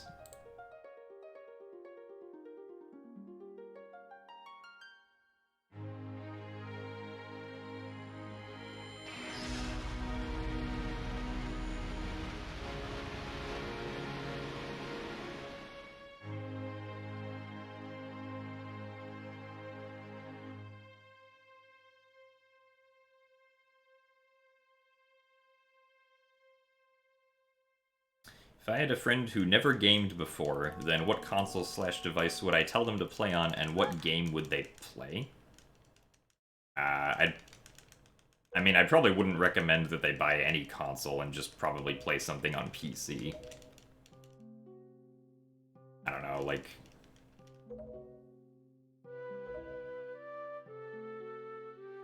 Maybe go tell them to play Undertale or something?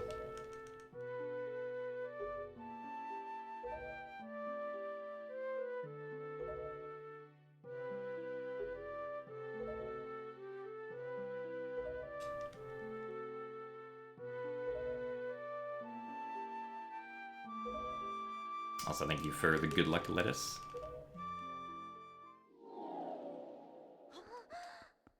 It's a link because you put a dot on it.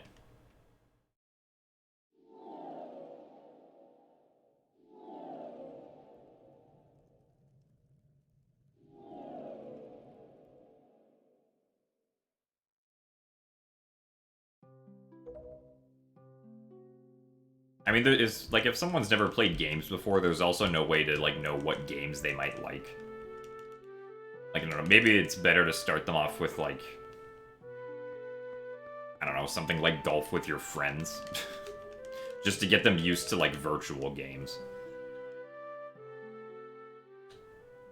No, I've never tried the CDI games.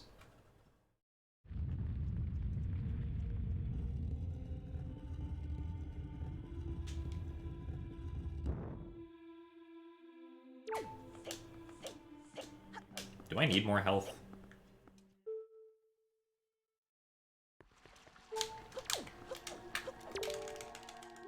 Also, nice camera.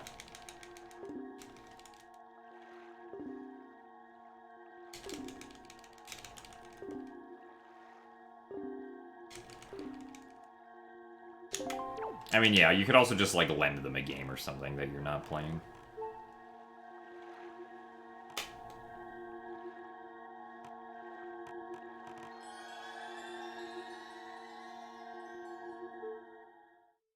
Alright, next is Fire Mountain.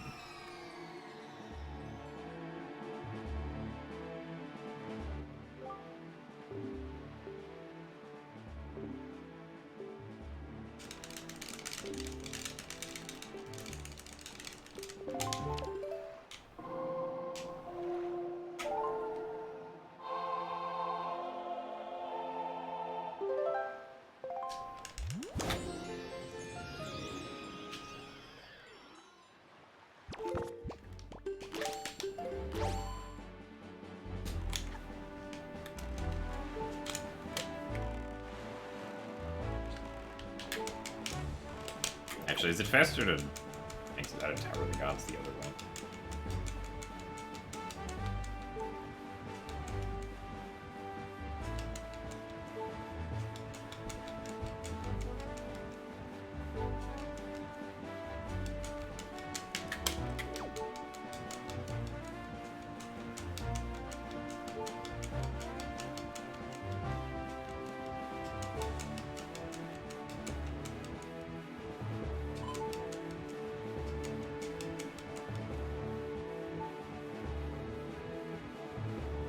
So thank you very much, Flaffle, for the 31 months of Prime. Yes, big number. Is 31 a Prime number? I feel like it is. But thank you for the continued support.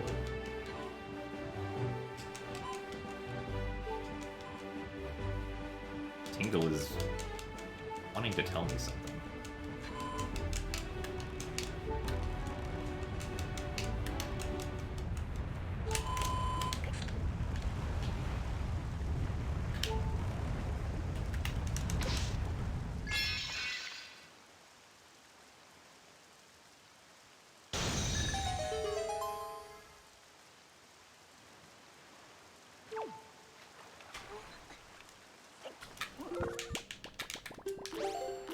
I definitely do this.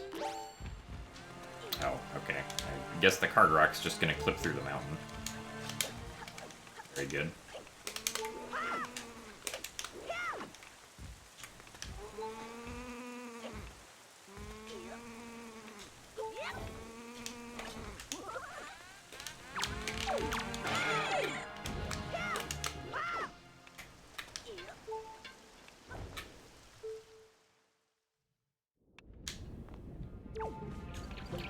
I don't think I've ever hit a card rock with the ice arrow by accident, no.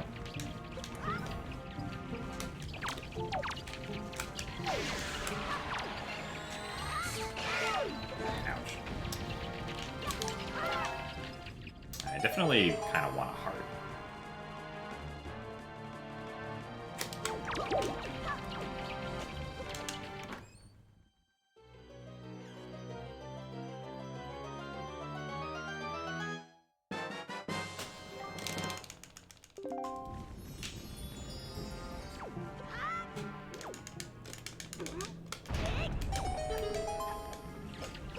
Now we super swim to Headstone. Pick up the Earth God's Lyric.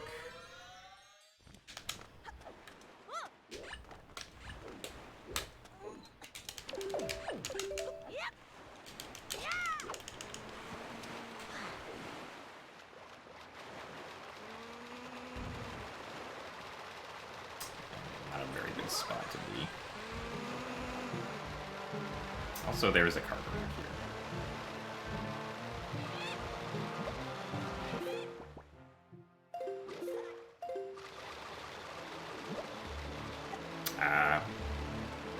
Okay. That also works.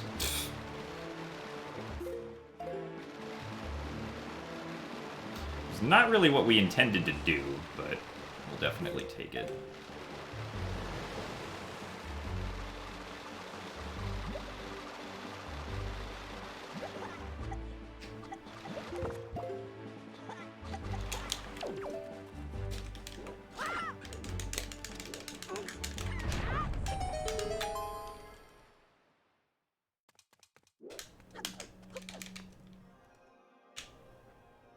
So if this next Super Sim is good, then I'll get a ridiculously good best here.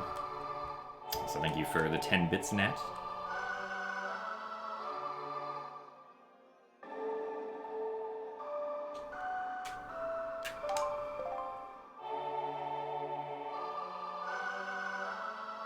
And thank you for the 5 bits, Zemgad.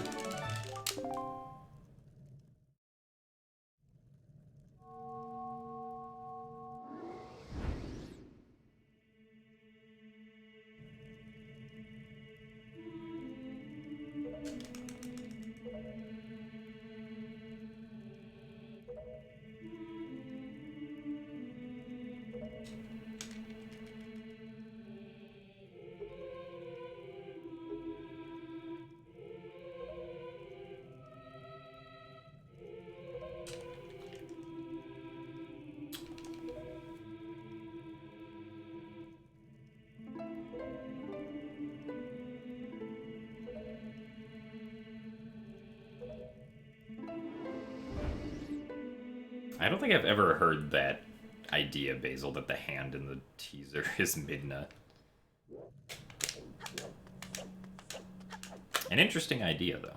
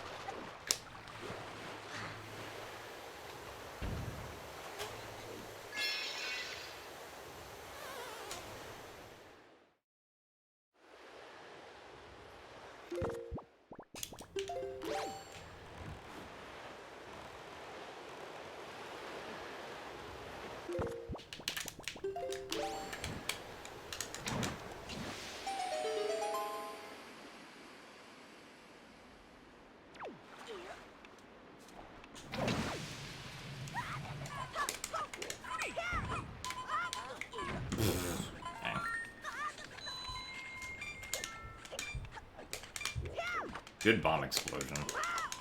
I guess if that happens, I should pause to not let the Tingle Balloon happen.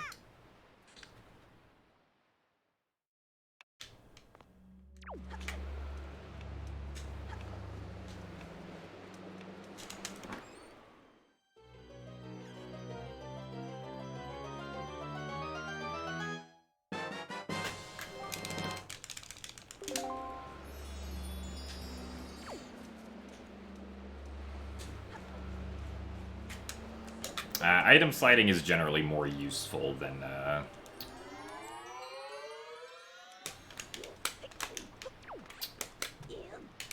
storage is, as far as like super swimming is concerned.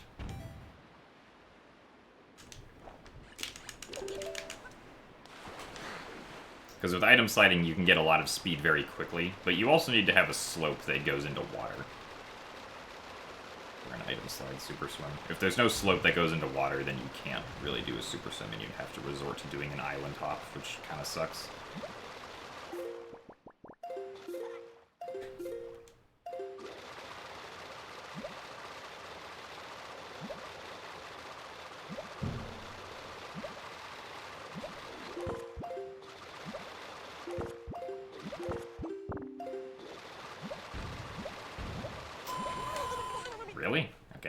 I did not think I was that far away from the reef.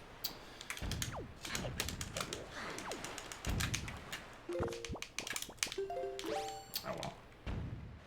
I didn't think I was that far away from the entrance of the reef.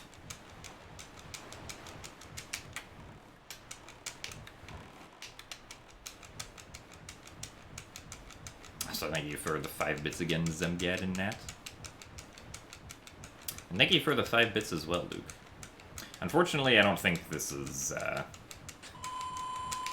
I don't think that this next, segment is going to be a best.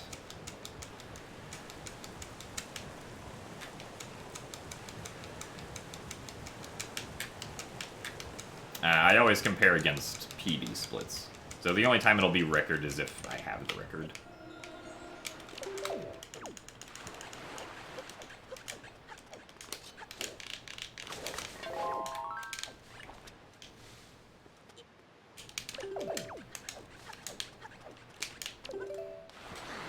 And this super swim should be nailed.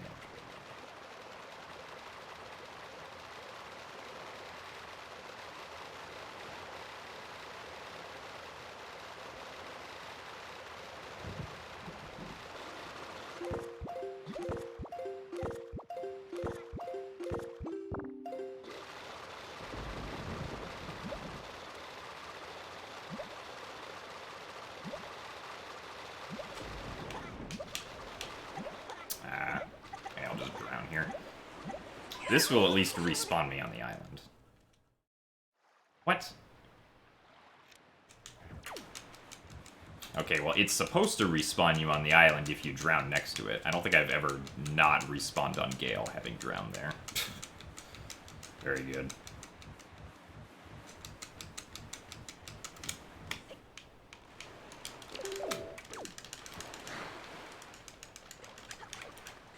Only works... Oh, okay. That's strange. I did not know that.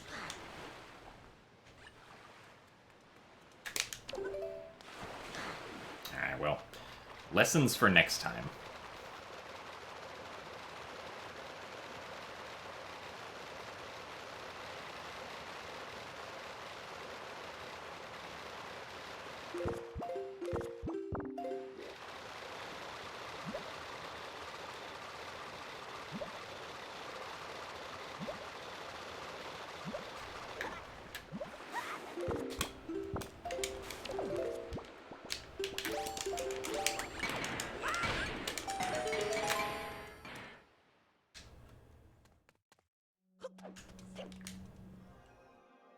Yeah, in any case, doesn't look like we're gonna be saving time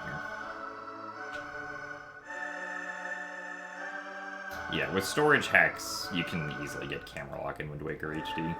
Although, honestly, camera lock super swimming kind of sucks in HD because you can't really see where you're going, and I don't think you can pause either, because the bottom screen has all of the Wind Waker songs on it.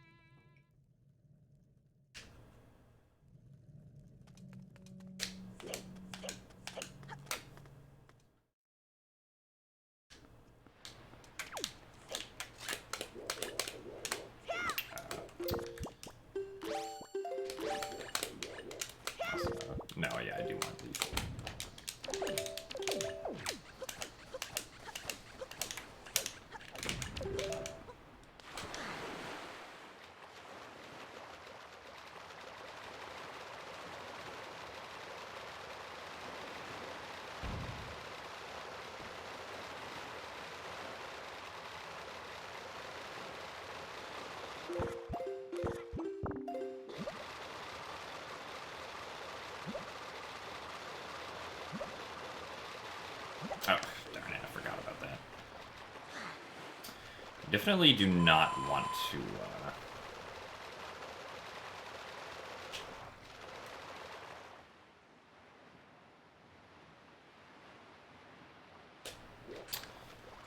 You don't want to get the refill like that.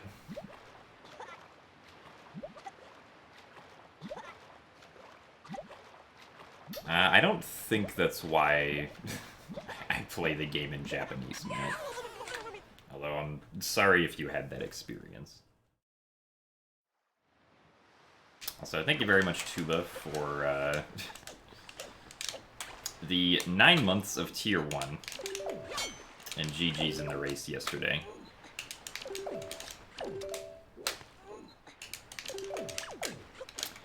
It was definitely a fun one.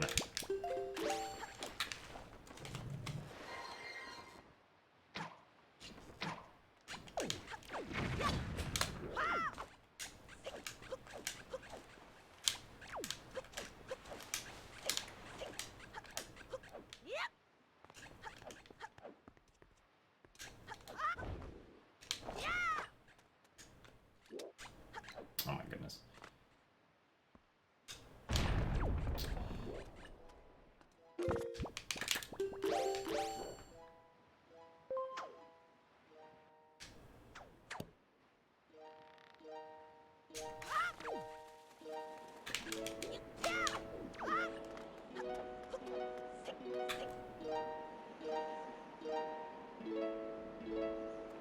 And thank you for the good luck as well.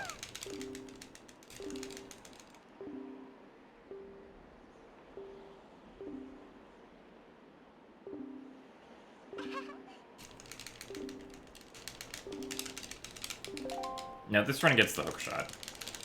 There are more splits after my Earth Temple segment. They're just not shown currently. It's like if I scroll all the way down, we still have... After Earth Temple, we still have Hookshot, Wind Temple, Puppet Ganon, and Ganondorf.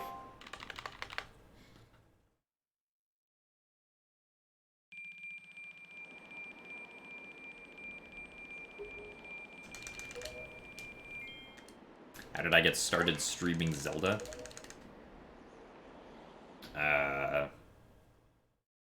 I mean, I basically just started streaming Speedrun's live races back in 2013. Pretty much. So thank you for the good luck, Cuff B. These are some pretty nice splits currently, although I'm gonna lose time on Enter Earth Temple because I failed 2 super swims. You can't item slide in the GameCube version, because you can't move around with first-person items in the GameCube version. The functionality does not exist.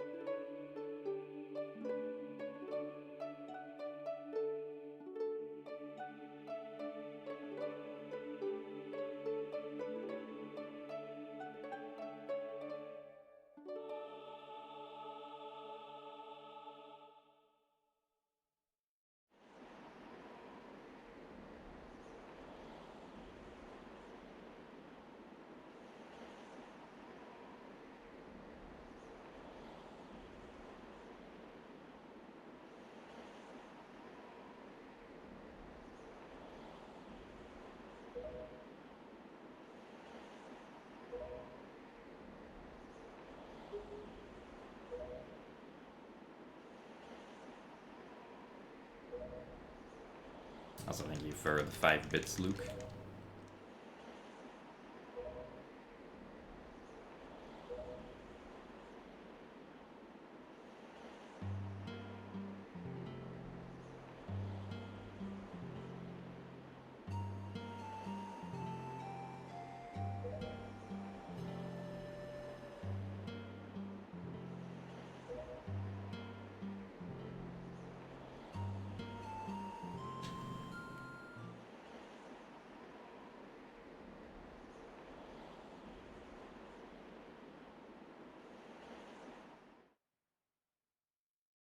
So thank you very much, Bewildebeest, for the raid party of 16.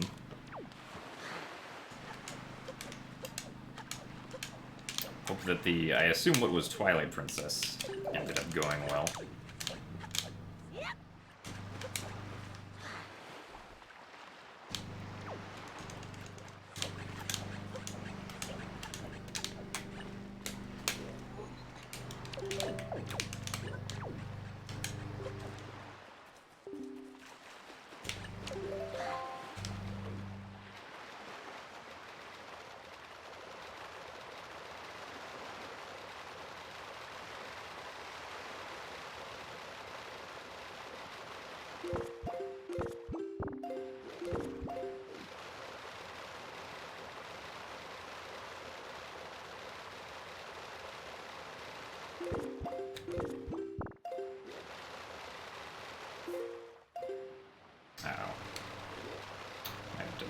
Stop at Southern Ferry or something.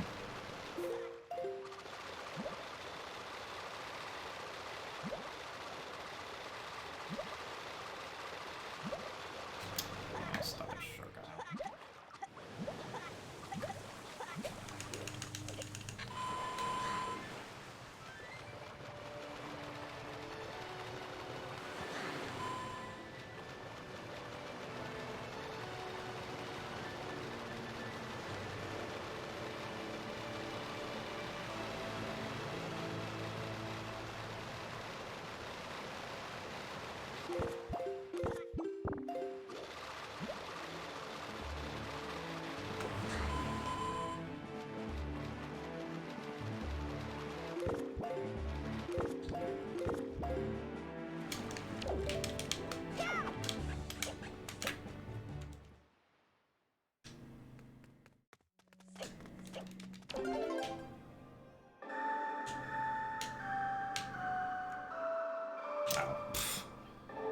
Wrong song.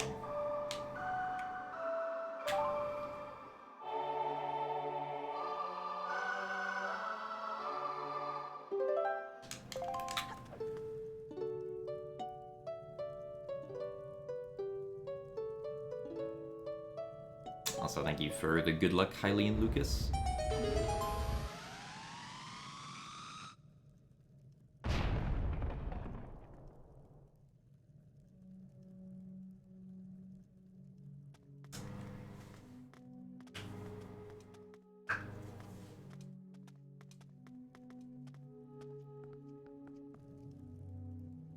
Thank you for the best of luck variety pack. There goes our minute and 45 seconds.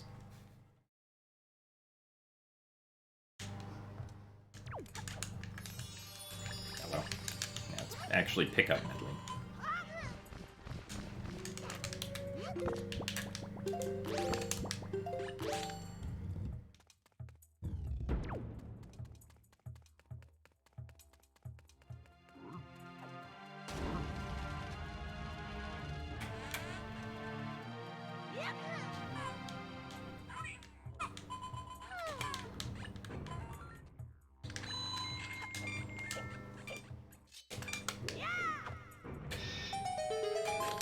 Ow. Forgot I'm not supposed to do that. Also, thank you very much, the Prince of None, for the Tier 1 subscription. I thought that said the price for a second. Thank you very much for the support. And you're enjoying the streams. I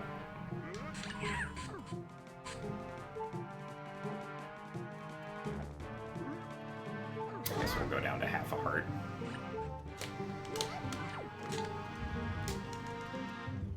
A little bit scary, but should hopefully be okay.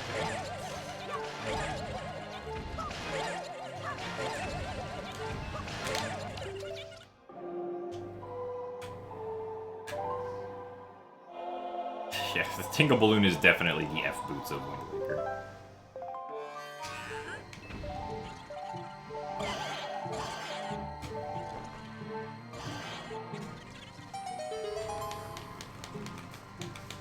Also, we'll see you later, Chest Lap.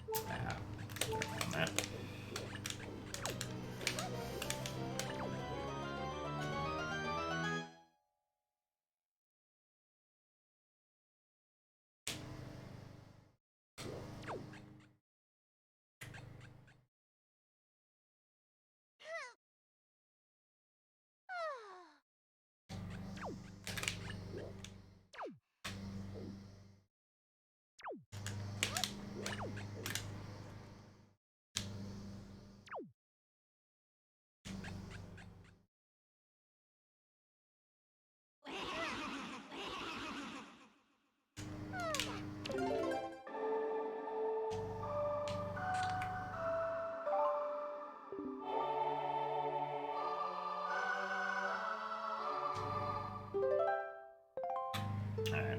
We can skip breaking this songstone, but I haven't practiced it in a while, so I'm not gonna be doing it right now.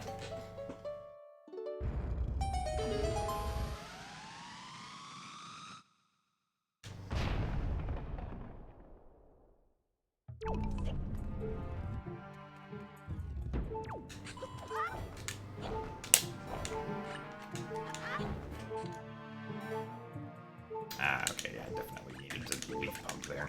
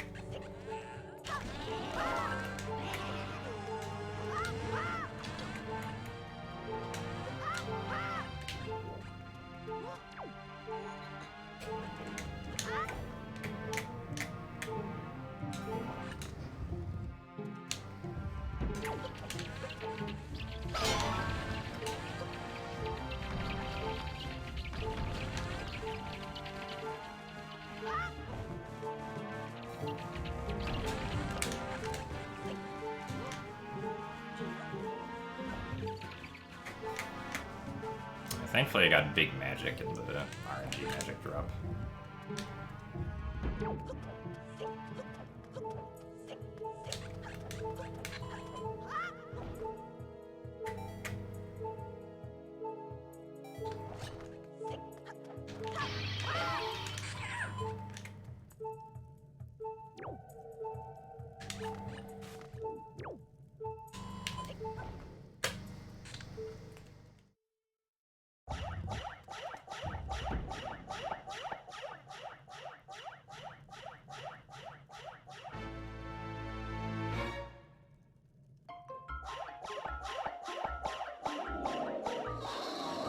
Do the spikes on the door hurt you? No.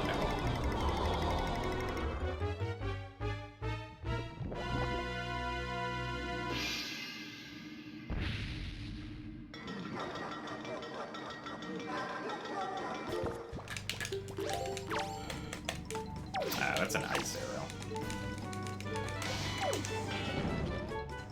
Definitely do not need to shoot Jal Hollow with ice arrows.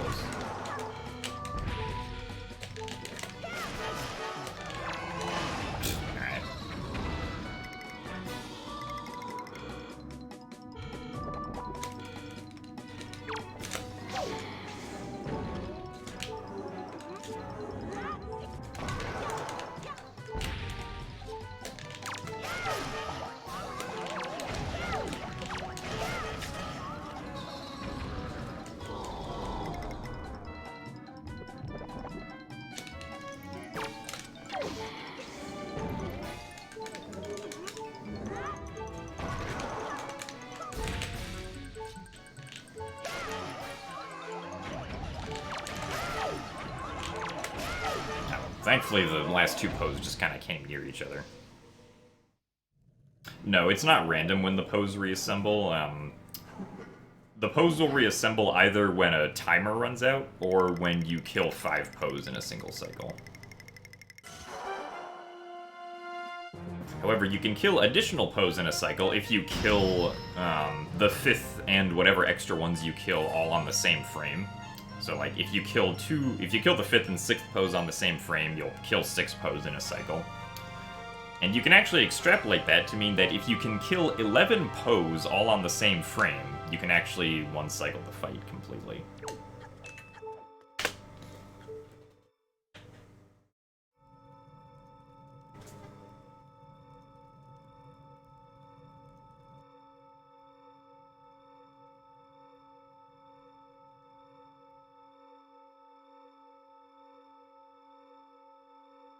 Oh, I'm pretty sure it is possible, Trog.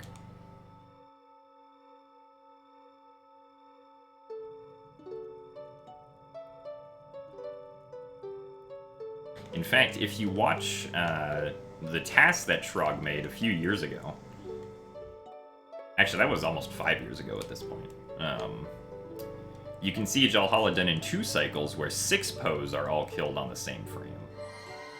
But even with the power of tassing, 11 Poes all on the same frame is not really something that's viable.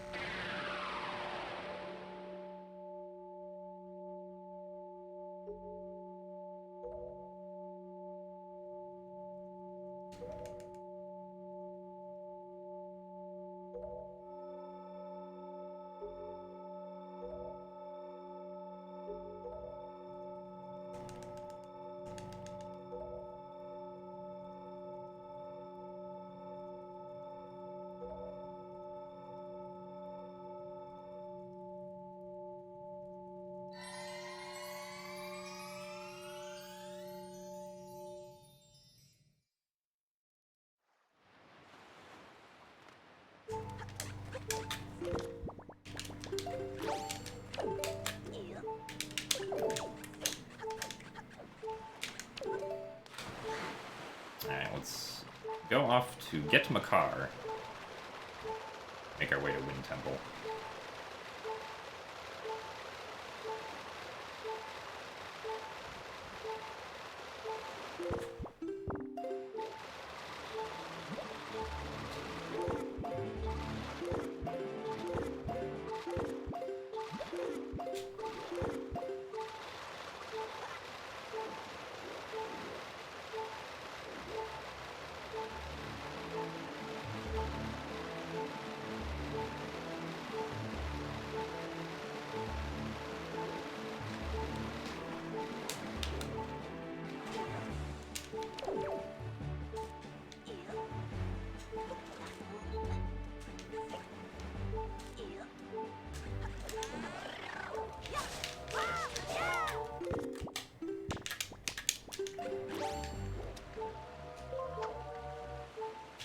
Also a nice halo.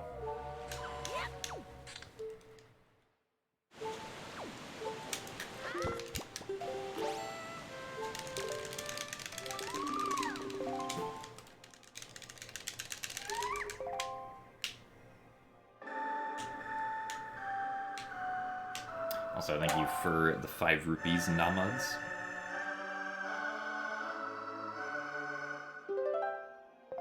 How do I know where I'm going when I super swim? I mean, I basically, like, know what, like, island shapes to look for to know that I'm going in the correct direction. No, you can't get Medley and Makar at the same time. For Makar to spawn in here, you need to have the sword upgrade from the Earth Temple. Which you can't get until you beat Earth Temple, so...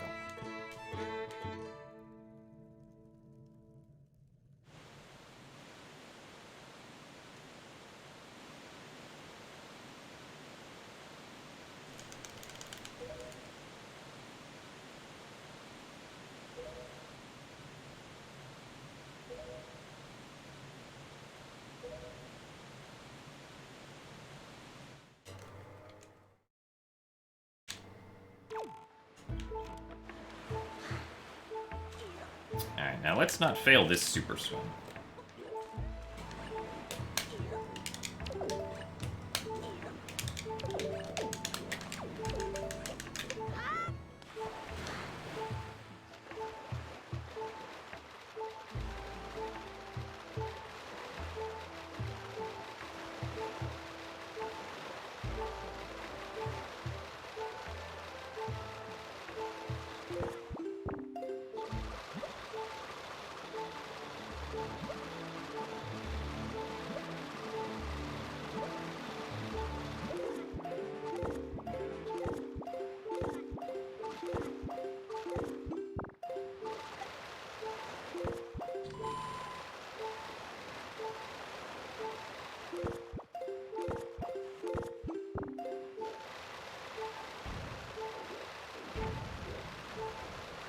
Ah.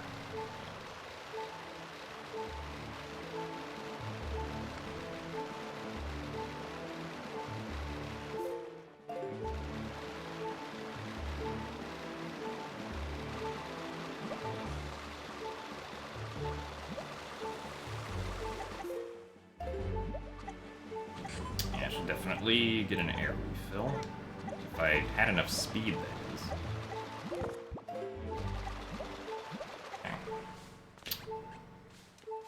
Okay. Yeah, well, should be able to make it to Wind Temple from here. I lost a lot of speed while trying to just get out of the reef.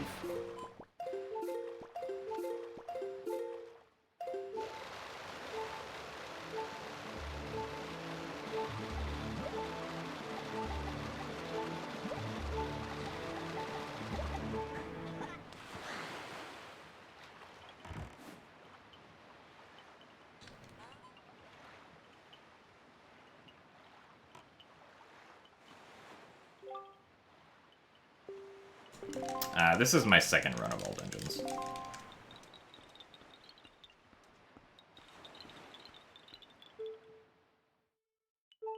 Weird sound during speed buildup? You mean like the sound of Link swimming, or the sound that's coming out of the Tingle tuner? Because part of the sounds you're hearing are like coming out of the Tingle tuner that's currently hooked up and on.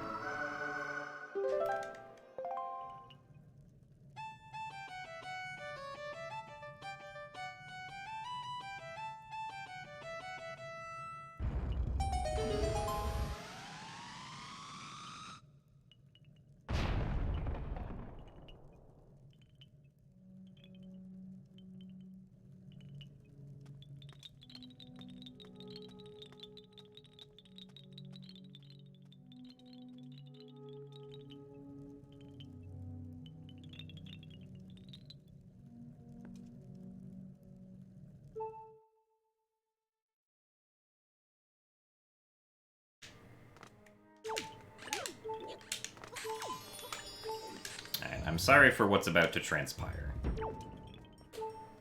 Well, I'd like to face this way.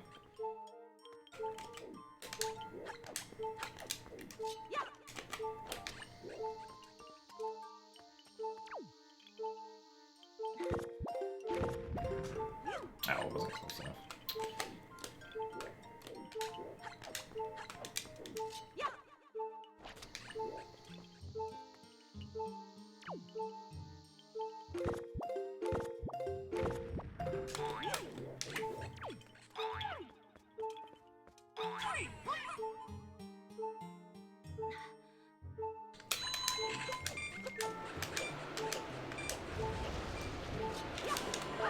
I don't know why I got that magic. It's okay, though. Makar now flew across the map. Yeah, a lot better than my previous one.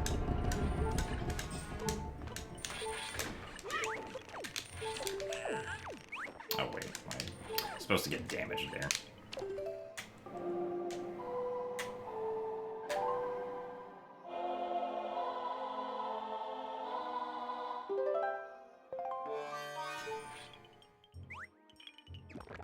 So thank you for the good lucky Glacy. Excellent shot of Link right there.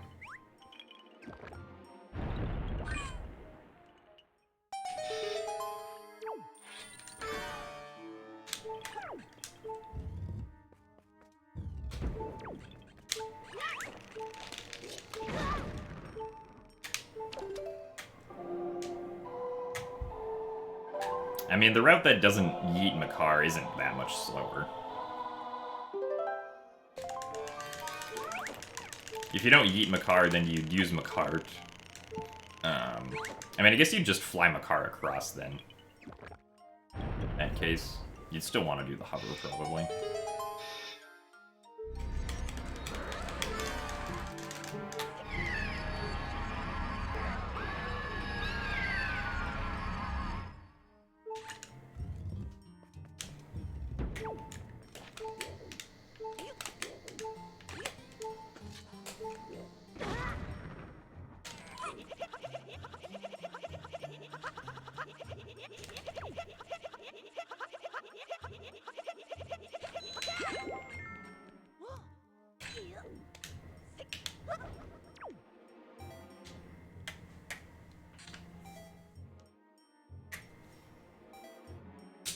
finally turn off the Tingle tuner.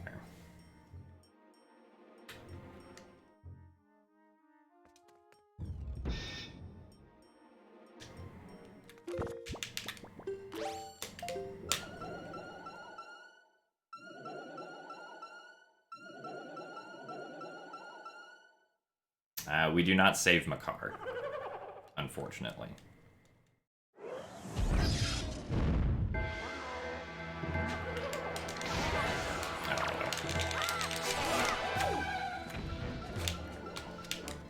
Where are you?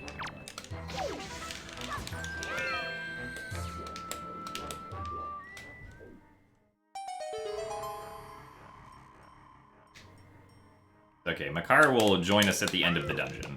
He still makes it.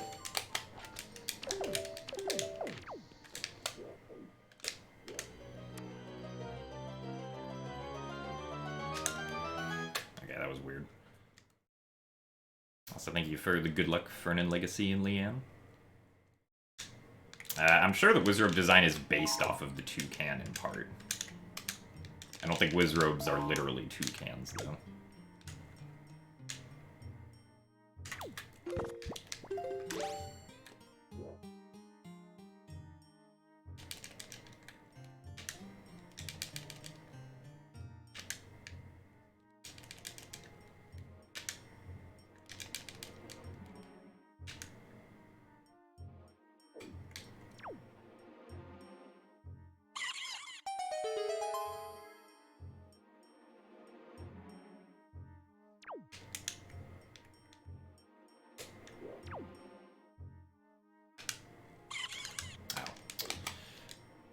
A little bit too far to the left.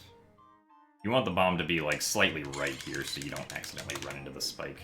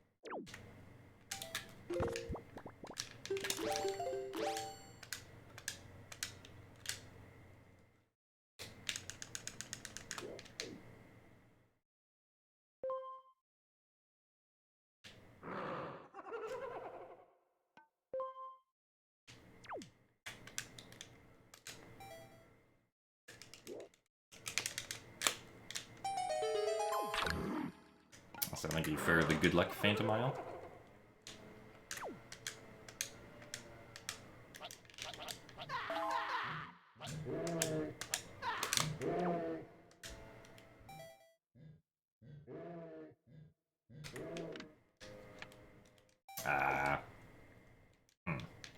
It's the first time I've failed that in a while. What do we want to do here? I suppose save warping would just be the fastest option. Well, that sucks. Also, I completely forgot to split for hookshot.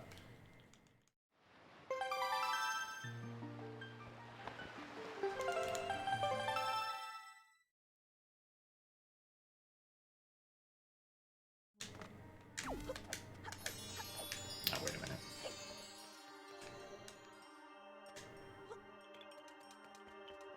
Here's Makar again, by the way.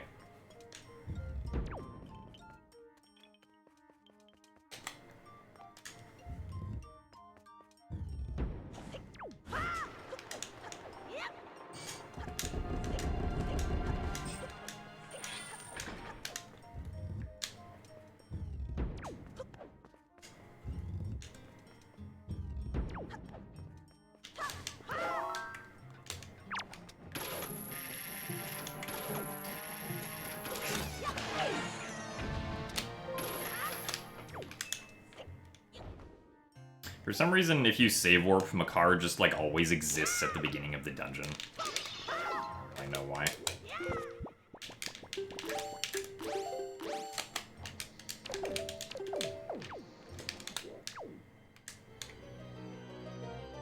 Also, sorry for turning out the lights again.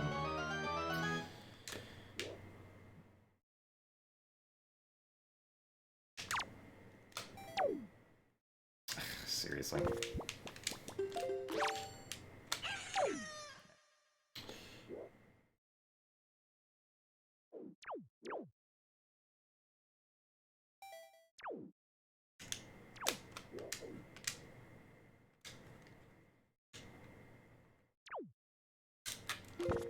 Alright, let's try this again.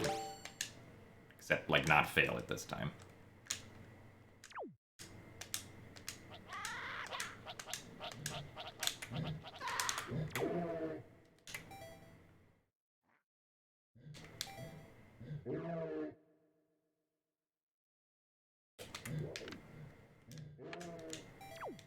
There we go. It's the first time I've failed that in, like, years, unfortunately.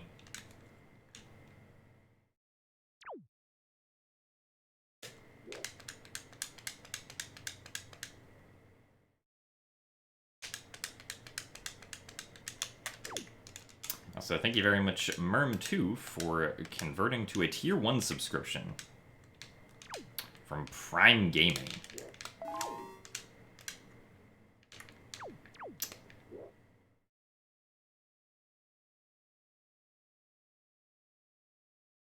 There you go. Yeah, you can't climb up with chest storage, which is why I had to save warp.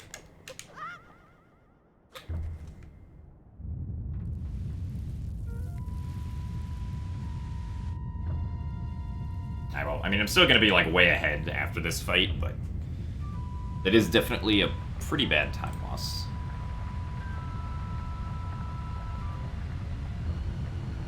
No, you can't. There's nothing to hookshot with in that long room. You can't hookshot vines in this game, unlike other Zelda games where you can claw shot or hookshot vines. I don't know why that's how it is in Wind Waker, but that's just how it is.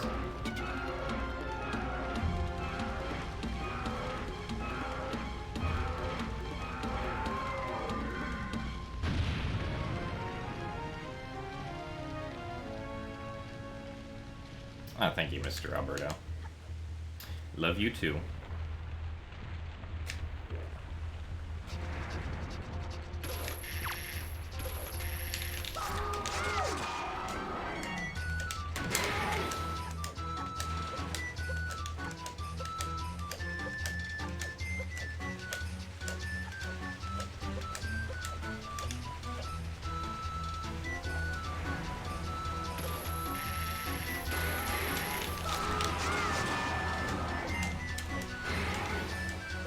Yeah, sorry, no fast Mulgera.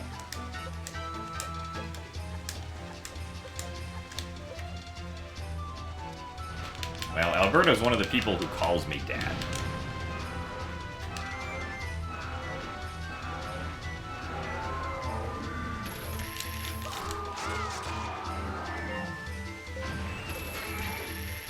Pretty sure I'm metaphorically Dad for, like, at least 5 people in the speedrunning community or something.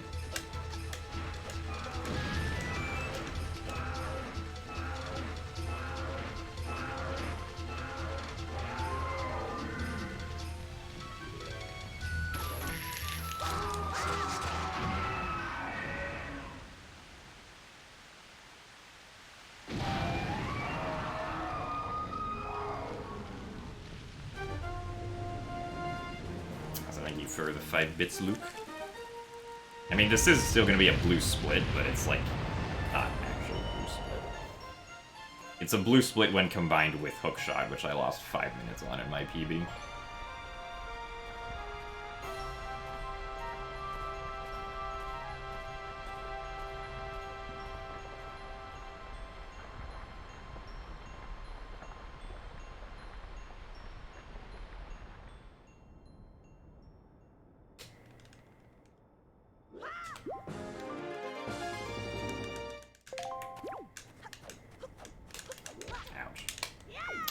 I'd be bonking. Alright, so despite those failures, still saved 2 minutes over the past 2 segments.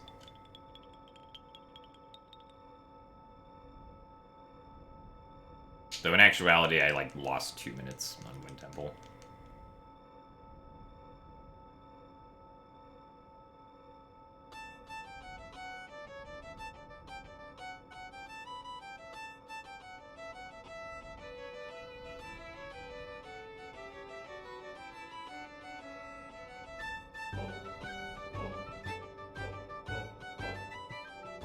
It is the first bonk I've had in a while, I think. This run's been relatively bonkless, for the most part.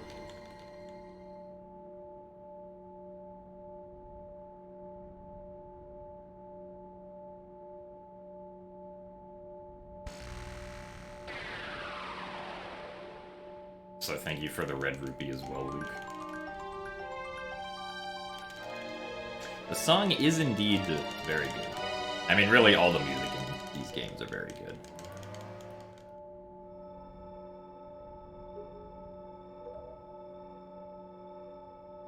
Someone's really going ham with the leaf blower outside.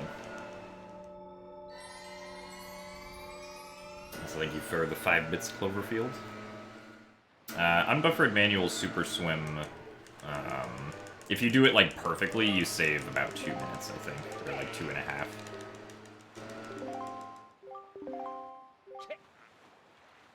Better than going leaf with a hand blower. Potentially, yes.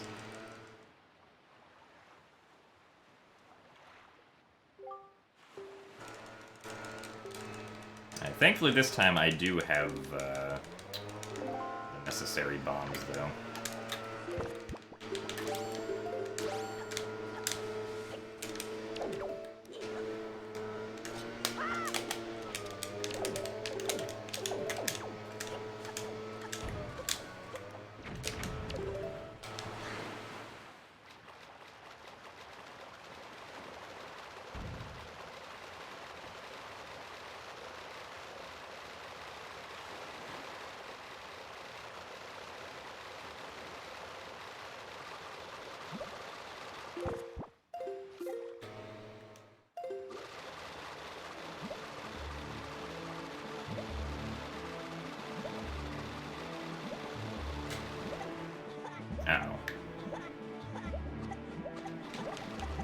What?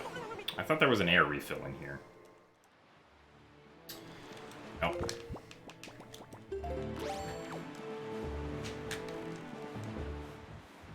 Maybe it was on the other side.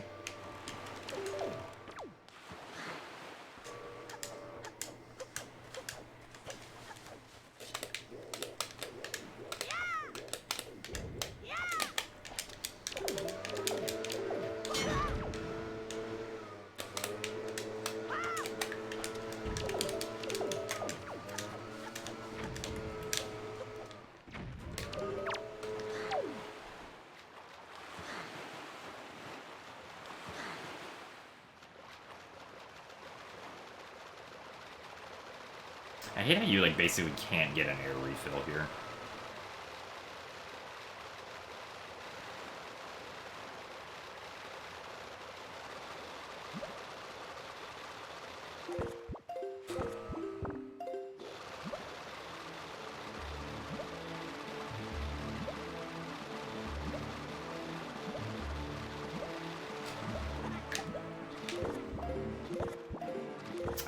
Yeah, this is gonna fail too.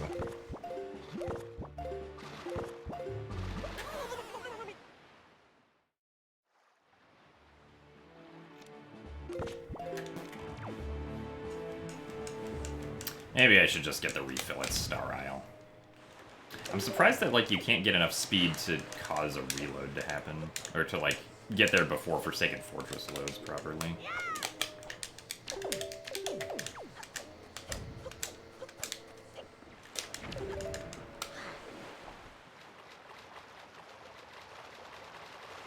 Because that would make it a lot easier.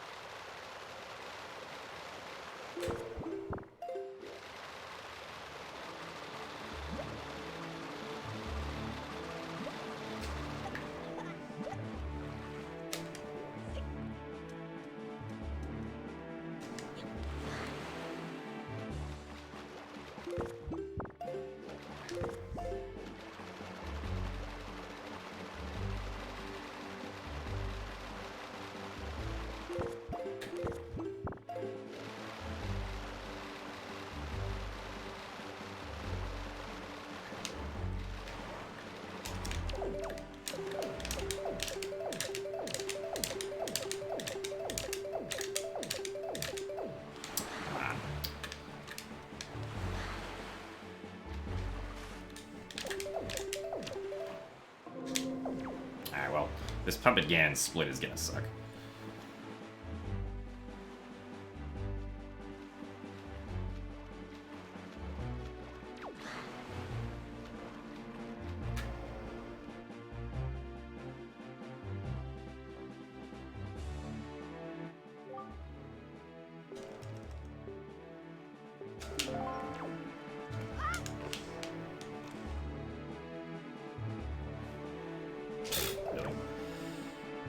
It was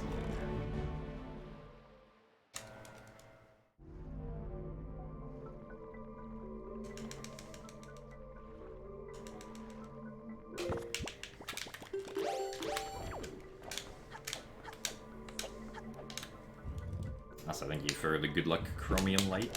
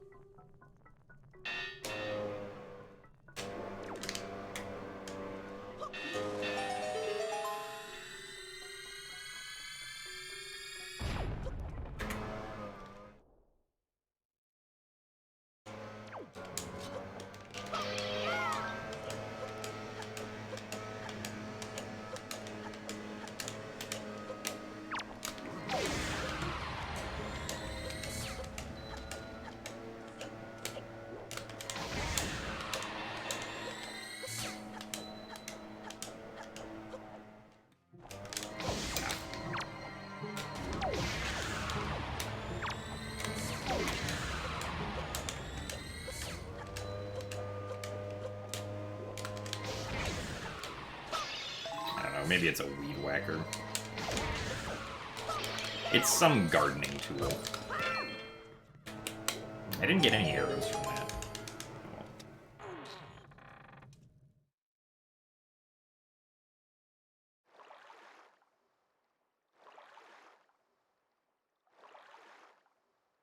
Oh yeah, there's definitely no snow here.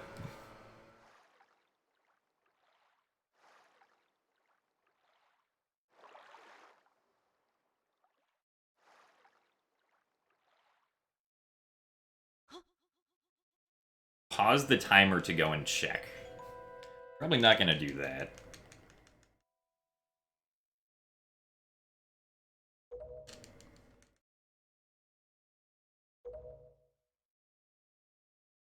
Does it even snow in Florida? I don't know about Florida, but pretty much doesn't snow specifically where I am in Southern California.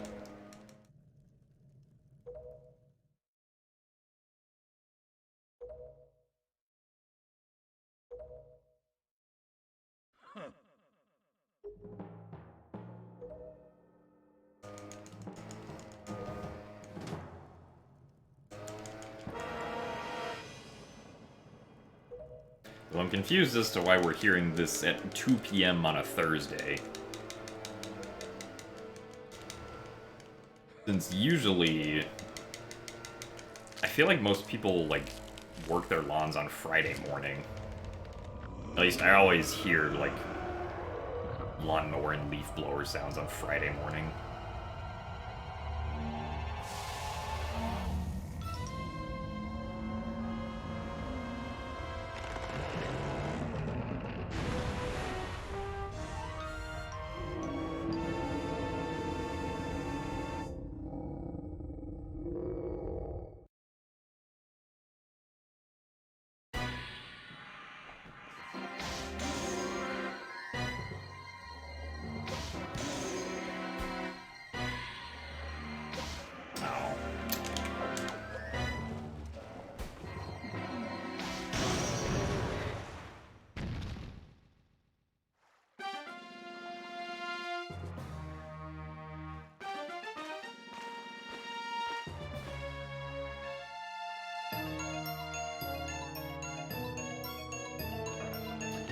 Currently,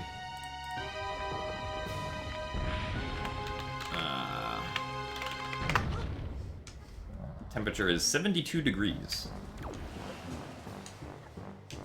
Although apparently it's gonna rain tomorrow.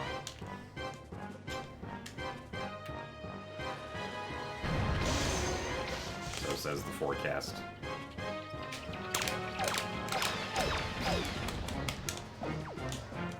Nice magic. So thank you for the additional 5 bits, Luke. No, that was...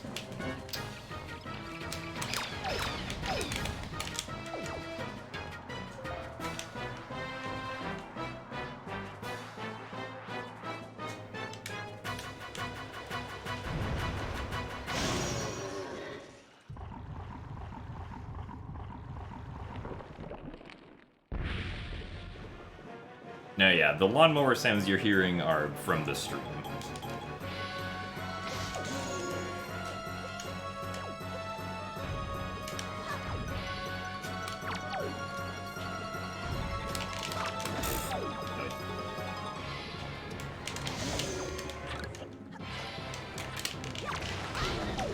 That was interesting. But yeah, the time loss here was pretty much because of the super swims.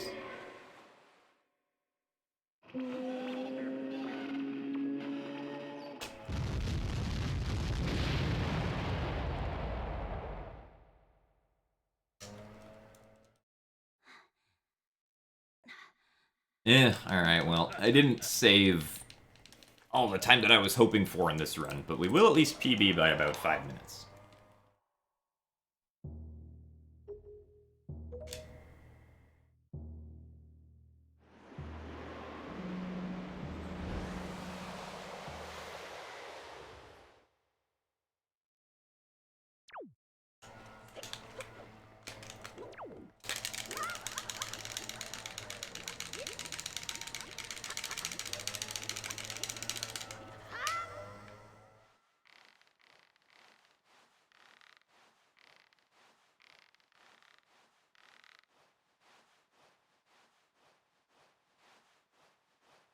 It's 275.15 kelvins where you are. Excellent.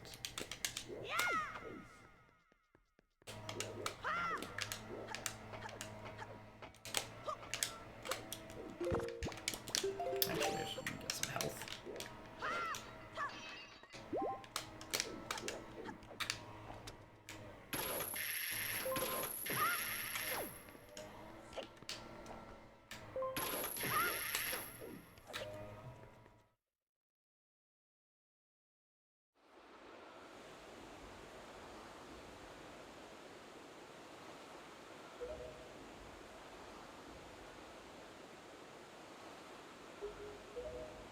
Do I still play Valorant? No.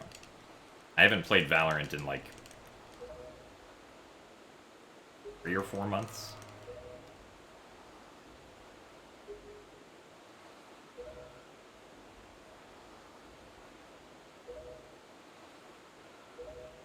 Yes, it was a great fairy hover skip. It was the original fairy hover skip, actually. That fairy hover skip has been done since the game came out.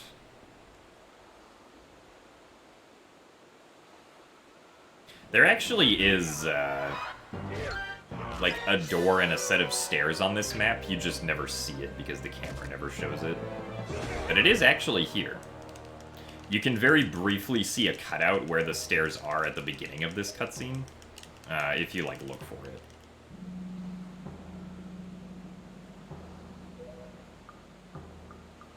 When was the last time I played Wind Waker casually? I don't know. Probably 2013.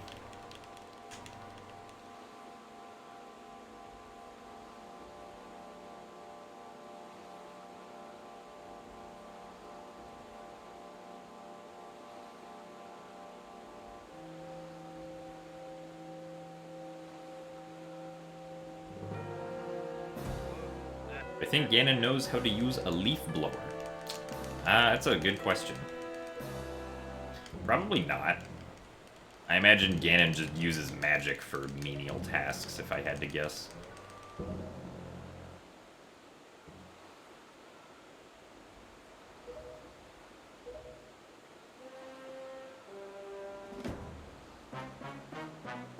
Thank you for the good luck, Elliot.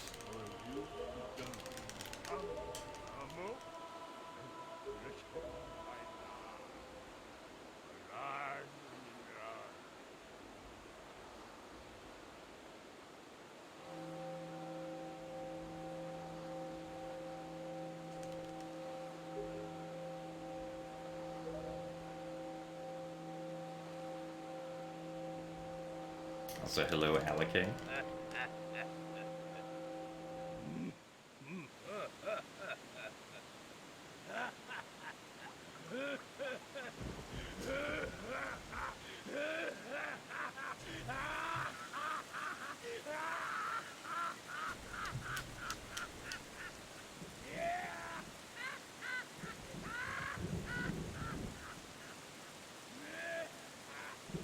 Congratulations on making it back, Familia.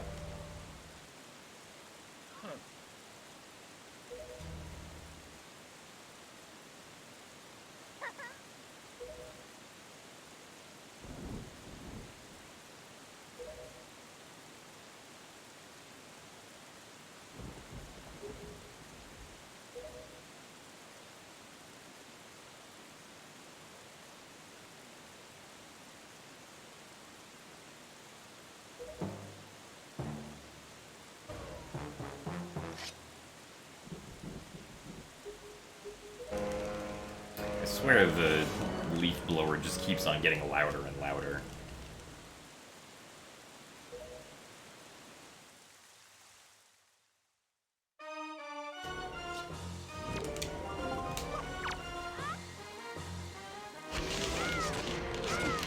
Also nice lag.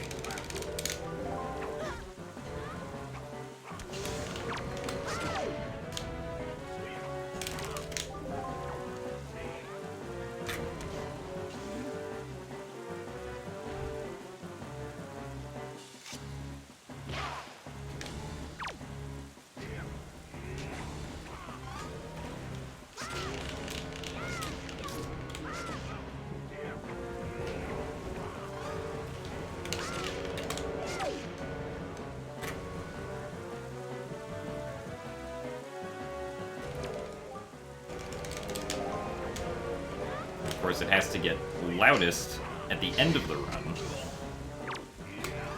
Alright. 2:57:20.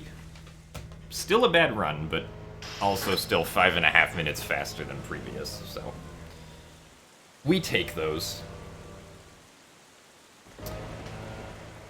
Also, shoutouts to the leaf blower for celebrating the end of the run with us.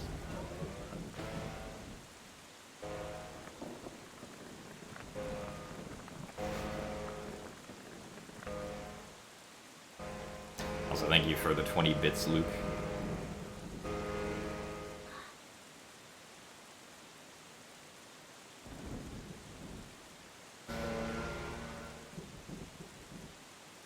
Makar outside getting revenge.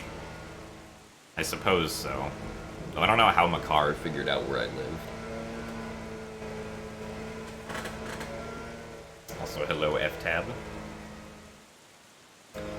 But yeah, also thank you for the orange rupee, one-hit obliterator.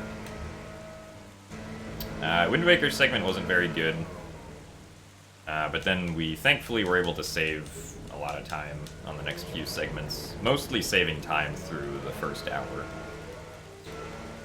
I began losing time after Master Sword, or I began losing a lot of time after Master Sword, I should say. I got an Iron Boots best that I'm probably not going to match. And yeah, I lost 2 minutes entering Earth Temple. I lost a little bit of time on Hookshot, and then I lost like 2 minutes on Wind Temple, so there's still quite a lot of time to save over this run that I just did. But in any case, thank you guys all for watching today. Hope you guys all had a good time. And yeah, next stream is going to be on Saturday because I don't stream on Fridays. Although tomorrow there's actually going to be a new lowest percent video made by me that will be released. So I hope you guys enjoy that tomorrow in about 22 hours. So with that, I will see you guys later. Thank you very much for watching, and I will hopefully see you next time where we will hopefully speed through all the dungeons even faster.